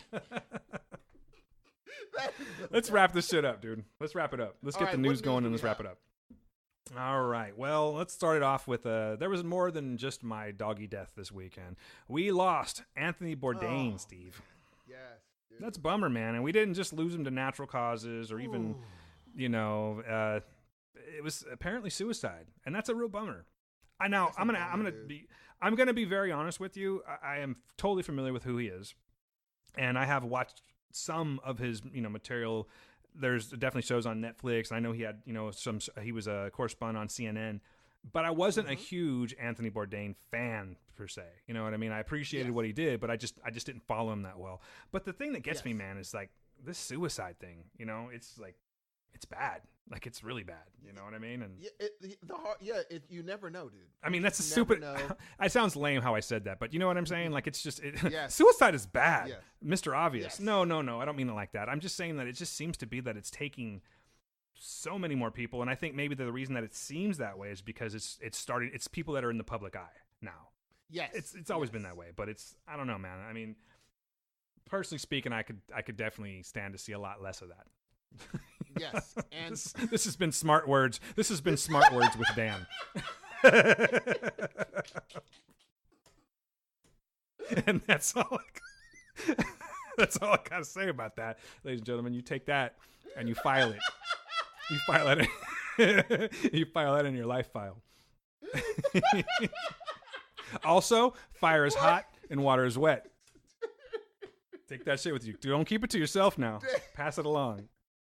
I shouldn't be laughing. We're trying to talk about suicide. Dan over here killing it with knowledge, man. Fuck. You know what? That's why I don't like doing news about real stuff. I just want to talk about comics and stuff. Because you just never know what to say. I know. I totally get it. Yeah, it's you know what? I didn't realize it's an uncomfortable subject to talk about, obviously, you know, yes. but it's sad. Look, I mean, the only thing I'll say about this is, number one, I was never I'm not I'm not proficient on Anthony Bourdain by any leaps of the imagination. I saw his show every once in a while. I thought it was interesting. I saw his episode with Barack Obama was really fascinating, them being in Vietnam. But what I will say is, what has come out of this is people saying, look, if you have friends, ask them how they are and listen. And I'm like, you know what? I don't do that very often. When they're like, how you doing? Oh, things are all right. Yeah, that's life. Or maybe I should be like, all right, is everything okay? Immediately, I should just be like, is everything all right? Is everything good with you?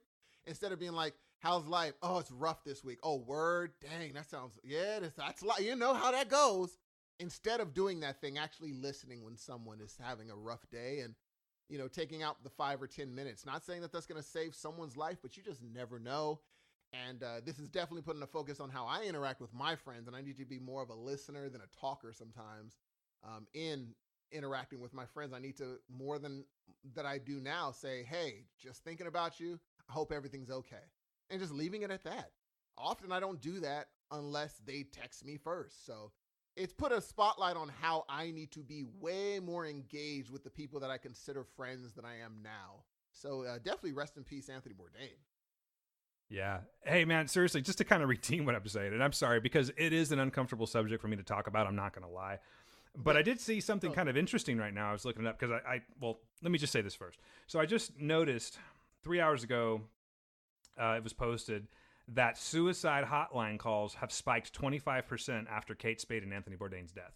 And that's really not a bad thing. You know, I mean, it's a shame that it takes the celebrity profile and the celebrity death to get that to happen. But for personal reasons, and I've got a lot of personal reasons as to have a strong feeling about suicide. I'm not going to get into it because it would just drag the whole show down. But in all seriousness, I mean, I feel very strongly about it to the point of being uncomfortable.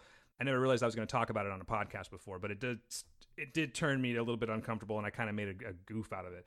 But I'm just going to say this.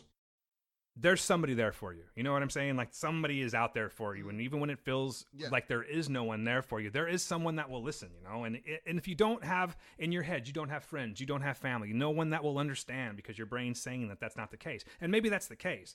There is someone out there for you guys. So I just thought I would do this.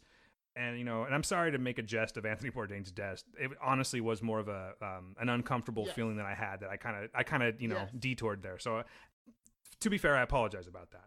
But I do want to pass this on that if, you know, you or someone you know is having these thoughts or talking about suicide, or you're having thoughts about suicide, taking your own life, or even just it's just starting to kind of surface that way. You know, I mean, like, there are medications that can make you have suicidal thoughts, you know, if you don't watch it. That's a story for another time. I am not one that I've ever tried to commit suicide or anything like that, but there was at one point in time where I took a medication that sort of put that thought into my head, and I immediately stopped taking that shit. It was crazy. But I will say this. If you're having these feelings and you think that there's no one there for you and you feel like life's not worth living anymore, just do yourself a favor and at least try, guys. At least try to call the National Suicide Prevention Lifeline. I'm going to go ahead and give you that number right now. All seriousness, they're open. They're available 24 hours every day, and they're there for you. There's online chats. There's a plethora of ways that you can get help and get some support in this. So I'm going to go ahead and give the number right now. It's 1-800-273-8255. I'll say it again. It's 1-800-273-8255. suicide, man, it's just such a bad thing. And I know, again, I'm not trying to be Mr. Captain Obvious when I say that, but I have personal reasons for feeling this way very strongly about that. Sure. And so I just want to say that, like, that there is hope out there, guys. Don't end it. There's a lot to live for, even when it doesn't feel like there isn't. So I'm obviously not, an authority on suicide prevention and all of that, but I feel bad for like laughing about it, but it purely came from my discomfort. It's a very serious subject, and please, don't hesitate to make that call, because that could be the call that saved your life or your friend's life or your loved one's life. Okay, that's it. Sorry, guys. I'm going to move along here. R.I.P. Anthony Bourdain. And you could cut out the laugh if you want. I know you're going to anyway. No, I'm not going to. I'm going to keep it real. You're not going to cut out the laugh? Okay. I'm not going to cut it out. No, because it was honestly it was just an uncomfortable reaction that I had. But then I was saying some dumb shit too. Man, suicide is bad, y'all. Trying to be deep, I will be surprised if you leave it in, because when you're listening to it over and over again, it's going to start. Okay. No, I'm going to keep it in, 100%. Okay. What other news you got for us, brother? What else? I think this one you'll find interesting, man. So Eddie Murphy is set to star. Are you familiar with Rudy Ray Moore, Steve? You know who Rudy Ray Moore is? Yes, I do. Who's Rudy Ray Moore, bro? Who would that be? Dolomite. What do you know about Dolomite? Not a freaking thing. I was too young. I just knew I couldn't. Okay, well, I was young too, but Rudy Ray Moore started off as a comedian, from what I understand. And, he had this character, Dolomite.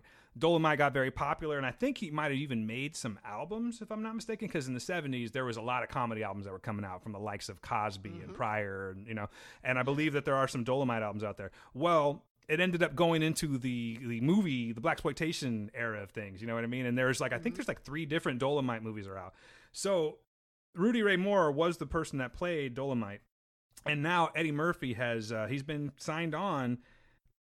I think it's going to be a Netflix movie, if I'm not mistaken, and it's going to be it's a biopic about Rudy Ray Moore, and it's called Dolomite Is My Name. We haven't really seen a lot from Eddie Murphy lately, but I think he could be the right person to do that, man, because I still think he has the chops. It's just, I think he's been taking these weird, Disney's haunted house roles. Of course. Those you know what I'm saying? But yes. Yeah, but I mean, we all know Eddie Murphy to be, he was a huge inspiration for me. Back in the 80s, he was my favorite comic. You know what I mean? Yes. So I'm thinking that this could be really good. We'll see. I don't have a lot of information on that. I do know that the film will be helmed by, this is actually coming from ain'titcool.com. The film will be helmed by Craig Brewer of Hustle and Flow, with a script by the writing team behind Ed Wood and The People versus Larry Flint. So both 2 movies that I enjoyed. That's an interesting writing team. It is. Writing team for Dolomite, but we'll see. Look, we will see. I can't say any. It's Eddie. Eddie's not going to he's not going to do Dolomite wrong. If he sees a script that's not right, he's not going to do it. He's going to be like, no. And he has the power. He's one of the few actors that has the power to say no, and you're going to change it. And Netflix will be like, yeah, you're going to change it. If Eddie Murphy says you're going to change it, guess what's happening? You're changing it. He has the power probably to get a new writer if he wanted to. Do you think I think he's swinging. He's Eddie Murphy. He's one of the few that have kept for 30 years plus his cachet. He's still Eddie Murphy. But do you think, I agree with you. I totally do. But do you think that Eddie Murphy bears that kind of weight still in Hollywood? Yes. I don't know how he did it, but he's still on Ellen. He'll be on Ellen, and he hasn't released anything. He's on Ellen for being himself, for being Eddie Murphy. He'll just be on a talk. Jimmy Kimmel will have Eddie Murphy on his talk show when nothing's releasing. Just to say, ladies and gentlemen, we have Eddie Murphy on the show, having released nothing. I always wish that he would have gone back to doing stand-up. He said, Ellen said, hey, we're here that you're thinking, we hear you're thinking about getting back on stage. He's like, yeah, I am. I'm kind of seeing what's out there. Well, somebody made a great point. They were like, look, when you're a comedian and Eddie Murphy's kind of seeing where the state of comedy is right now, he's not really getting a clear glimpse, because as soon as Eddie Murphy walks in, everything changes. Right. The comics aren't being real. The comics aren't being what the state of, they know Eddie Murphy's in the crowd and they're going to be different. So he can never get a full grasp on what comedy is, except for his contemporaries, or except for people around him, Dave Chappelle. Dave Chappelle can give him a real, he's like, skip where the state of comedy is. I can tell you where the state of comedy is going.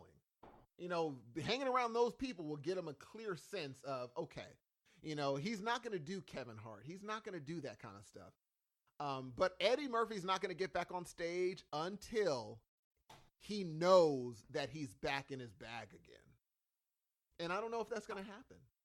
I don't either, because a lot of his comedy, like if he was to try and do the comedy that he did back in the 80s today, dude. It ain't going too far. You know what I mean? So I think he's probably going to have to like totally rethink his whole way of doing things. Like his whole delivery is going to have to be different to some degree. Not delivery per se, but like, totally. You know, he's not going to be saying jokes, and I'm using these words because these are Eddie Murphy's words, but we're not getting, you know, we're not getting quote unquote faggot jokes these days. No. Do you know what I'm saying? And we saw that he could do it because when he accepted the Mark Twain Award, he did like 3 minutes of solid funny stuff. And it was good to have him back on stage. Yes, it was really, and the thing is, people knew once he started going for more than 30 seconds, they're like, oh my gosh. Oh my, like the crowd was like, is he doing a thing? And everyone agrees he was kind of taking the temperature. He was taking the temperature of the audience. Like, am I still funny? And he is. And here's the great part. Now, remember when he did the Bill Cosby thing where Bill Cosby called him and told him to stop cussing so much? He could do 45 minutes on that, considering where we are today. He could be like, oh yeah, he could definitely go back and revisit Cosby. Bruh. Oh my, how funny would that be? That's a 20-minute piece right there. You know, he really could. He could just talk about that. And I love that, you know, people that hang around him are saying, like when Chappelle or someone like that is saying, no, he's the funniest person. Oh no, it was Neil Brennan. He's like, no. He's always the funniest person in the room. Even when you're in with a bunch of comedians, he is the funniest person on the face of the planet. Just naturally. He's funnier than everybody. And he's not trying. Eddie Murphy is just funny without trying. And so I would love to see that again. I will watch anything Eddie Murphy's. I've seen, Daddy Daycare. I've seen The Haunted Mansion. And I think all of those are great, if only for the outtakes. You watch the outtakes at the end, I'm like, Eddie Murphy is just funny. Just funny. I think it would be awesome to see him back in movies that he could do. Like, if they said him by himself or him and like someone like Will Ferrell, what does that look like? What does that look like? That looks like a B movie. You're putting Will Ferrell in. I think so. I don't think. I know what you're saying. Yeah, because they're both. I think, like Will Ferrell plays to who he's across from. If he's across from a serious actor, Will Ferrell can be serious and do good acting. If he's across from Kevin Hart, guess what he's going to be playing like? He plays according to who he's across from. And I've seen Will Ferrell do amazing work. But I'm saying, like, if you put Eddie Murphy with someone where Eddie Murphy's the straight man, Eddie Murphy's going to naturally be funny, but he doesn't have to try. He can be straight man and super duper funny. I don't think Eddie wants to be the comic relief anymore. I don't think he wants to do that. He did it. This is actually probably a perfect opportunity because he can actually give crazy comedy for this movie, but still show the serious side. I don't know anything about Rudy Ray Moore. So, like, I don't know what his private life was like, but you know, he could use that as the drama aspect of it and give good comedy. This might be the movie that kind of brings him back, you know? Maybe again, it's not going to be, but it's set up to where it could be. It could go. It's not going to be down. It's truly going to depend on the writer. Period. And it's going to either be. It's not going to be like it was okay. It's going to either be great, or it's going to be oh no. Those are the two possibilities. So I'm looking forward to it, man. Looking forward to it. As am I. Lastly, I think you're going to be excited about this one. I saved it for last. Got to save the best for last because I know it's going to spark crazy emotion for you. Now, I'm going to say, before I go into this, that I don't really have like a big recollection of this movie that I'm about to say. However, I know that you do. I know you have very strong feelings about it. So I'm very curious to see what your excitement level is like because just last week, I think you told me that you saw a picture that surfaced on the net. Oh, that my gosh! had a certain actor by the name of Tom Cruise on a runway. Holding a And what I'm helmet. talking about, Oh, yes, holding the helmet with the words "Feel the Need" on it. jeez. So yes, Come on, listen how giddy. Listen how giddy he is. Isn't he cute? What I'm going to say right now, folks, is that dude. Tom Cruise is yet coming back again. He's always there. He's never really left. But my man is going to bring back Maverick, and he's going to be... There's a Top Gun 2 coming out, Steve. How do you feel about it, man?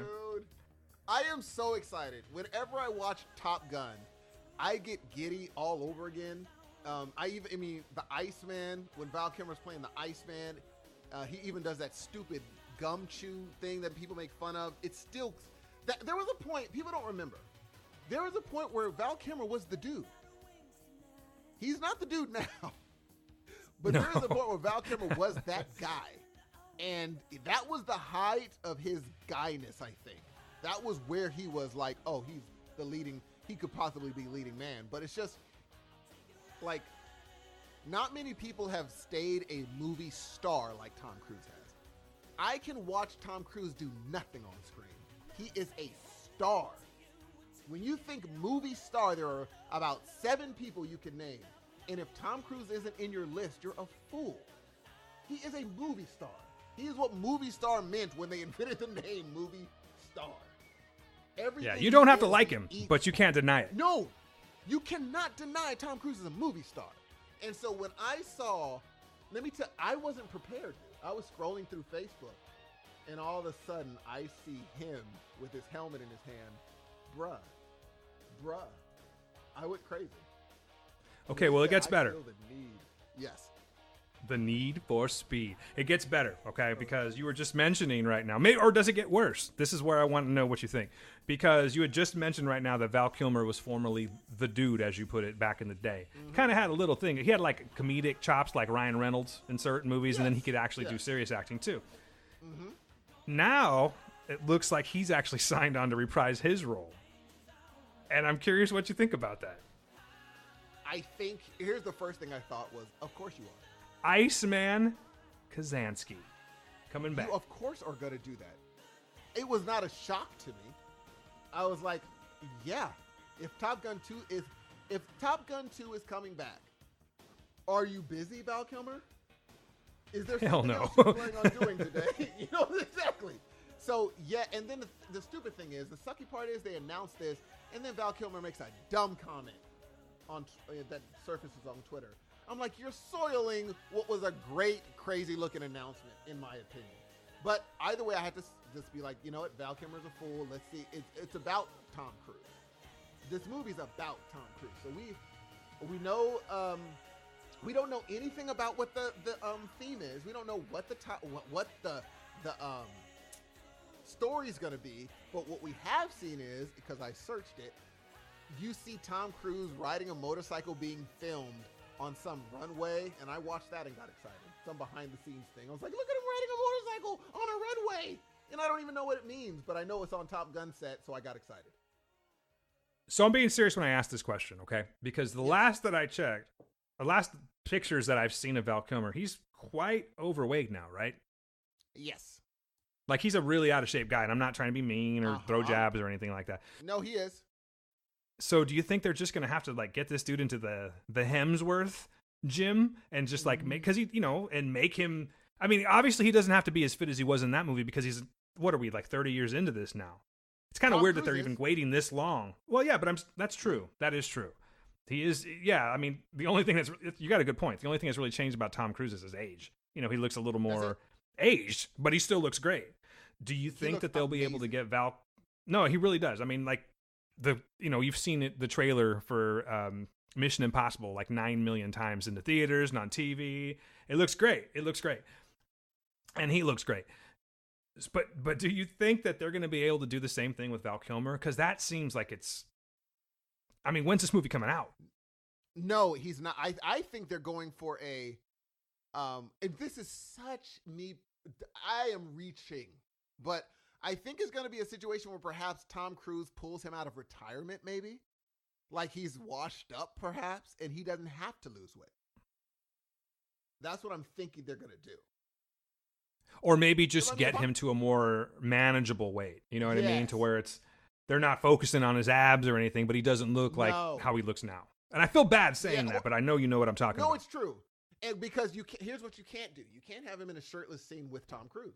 They know that. And Tom that Cruise volleyball scene will not happen again. No. And Tom Cruise is not going to be mad because, if anything, it makes him look better on screen. I mean, Tom Cruise is like, yeah, bring him on. And I think, and mind you, Tom Cruise is comfortable in his own skin. When you have Superman sharing screen time with you and you don't care, yes, you are comfortable in your skin. You know you're Tom Cruise. You're like, yeah, you've been in Superman and all that stuff. You've been in, Justice League. Nice to meet you. I'm Tom Cruise. That ends the conversation right there. Scientology, whatever. I'm pretty sure this man sold his soul to the devil. Because he looks too damn good for his age. He looks amazing. And these movies, but what I'm saying is, I'm not like oogling the dude. I'm just saying that, he does his own stunts still. Like, how old is he? Like, he's in his 50s, and I know that's not real old, and we gotta be careful with that because we're getting close. Yeah. But yes, he's just one of those special cases he's got great genetics, I think he loves his job too. That's a big thing. Yeah. And money's good. Money's a good driving point. Yes. And money gives you access to things most people don't have, be it, nutrition, lotions, everything that it is catered to make you as perfect as a human being as possible. Now, key to life is good lotion. Yes. I remember hearing something Chris Hardwick was saying about Tom Cruise during an interview. He said, what's interesting is I told you that one of Chris Hardwick's I don't know if his parents or his dad was really into like NASCAR. The next time years later he ran into Tom Cruise went up to Chris Hardwick and was like, hey, how's your dad and that NASCAR thing happening? I'm like, so Chris Hardwick was like, you remembered our conversation. You remember what I told you about my father. And he said, he's not just like that with me. It's everyone. He'll go up to like a random crew member and be like, hey, how's your sister? Because it matters to Tom Cruise that he remembers these things about people. And I think that's why he's been so successful, because interpersonal communication and interpersonal relationships matter to him. That's a big deal. He went a little buck wild back in the day. He had to live that down. He had to get rid of that, but now he's fine. But now he's just like, hey, he's Tom Cruise. And I think if you didn't like being around him,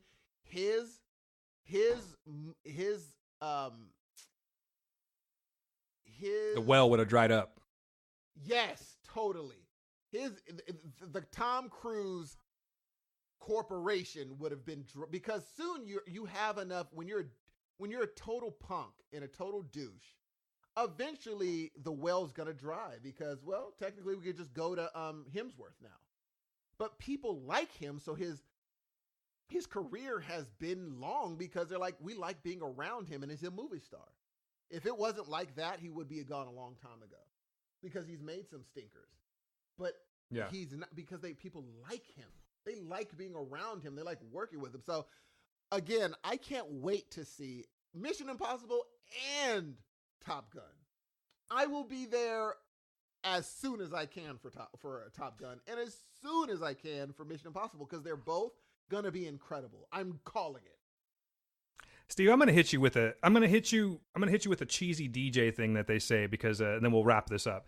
So Top Gun Maverick is flying into theaters July 12th, 2019. Oh my God. They fucking went there. They did on this article. God. Yeah. No. But that's crazy, because it's that's the thing. So what I'm getting at is that if Val Kilmer is going to get in shape, he's got very limited time to do so. Yes. And they could do amazing things. So who knows? And look, people, it's going to be great. It's going to be fantastic. I'm calling it now, flying into theaters. I'm excited. Yeah. I can't wait. So, yes, that's it.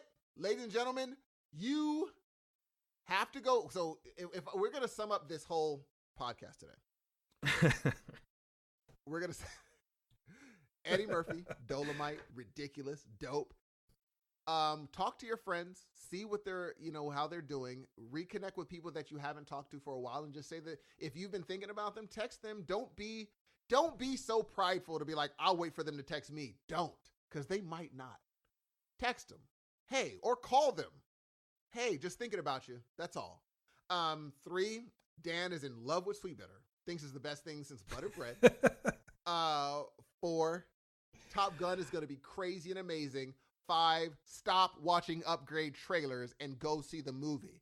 That is it from your boy Steve. I love you. The next voice you're going to be hearing, ladies and gentlemen, flying into theater. No, for reals. The next voice you're going to be hearing is the amazing Dan to tell you guys whatever you need to know before he says peace out. I love y'all. Can't wait to see y'all again. This has been an amazing podcast, mostly because Dan's an incredible human being. That's what I think. And his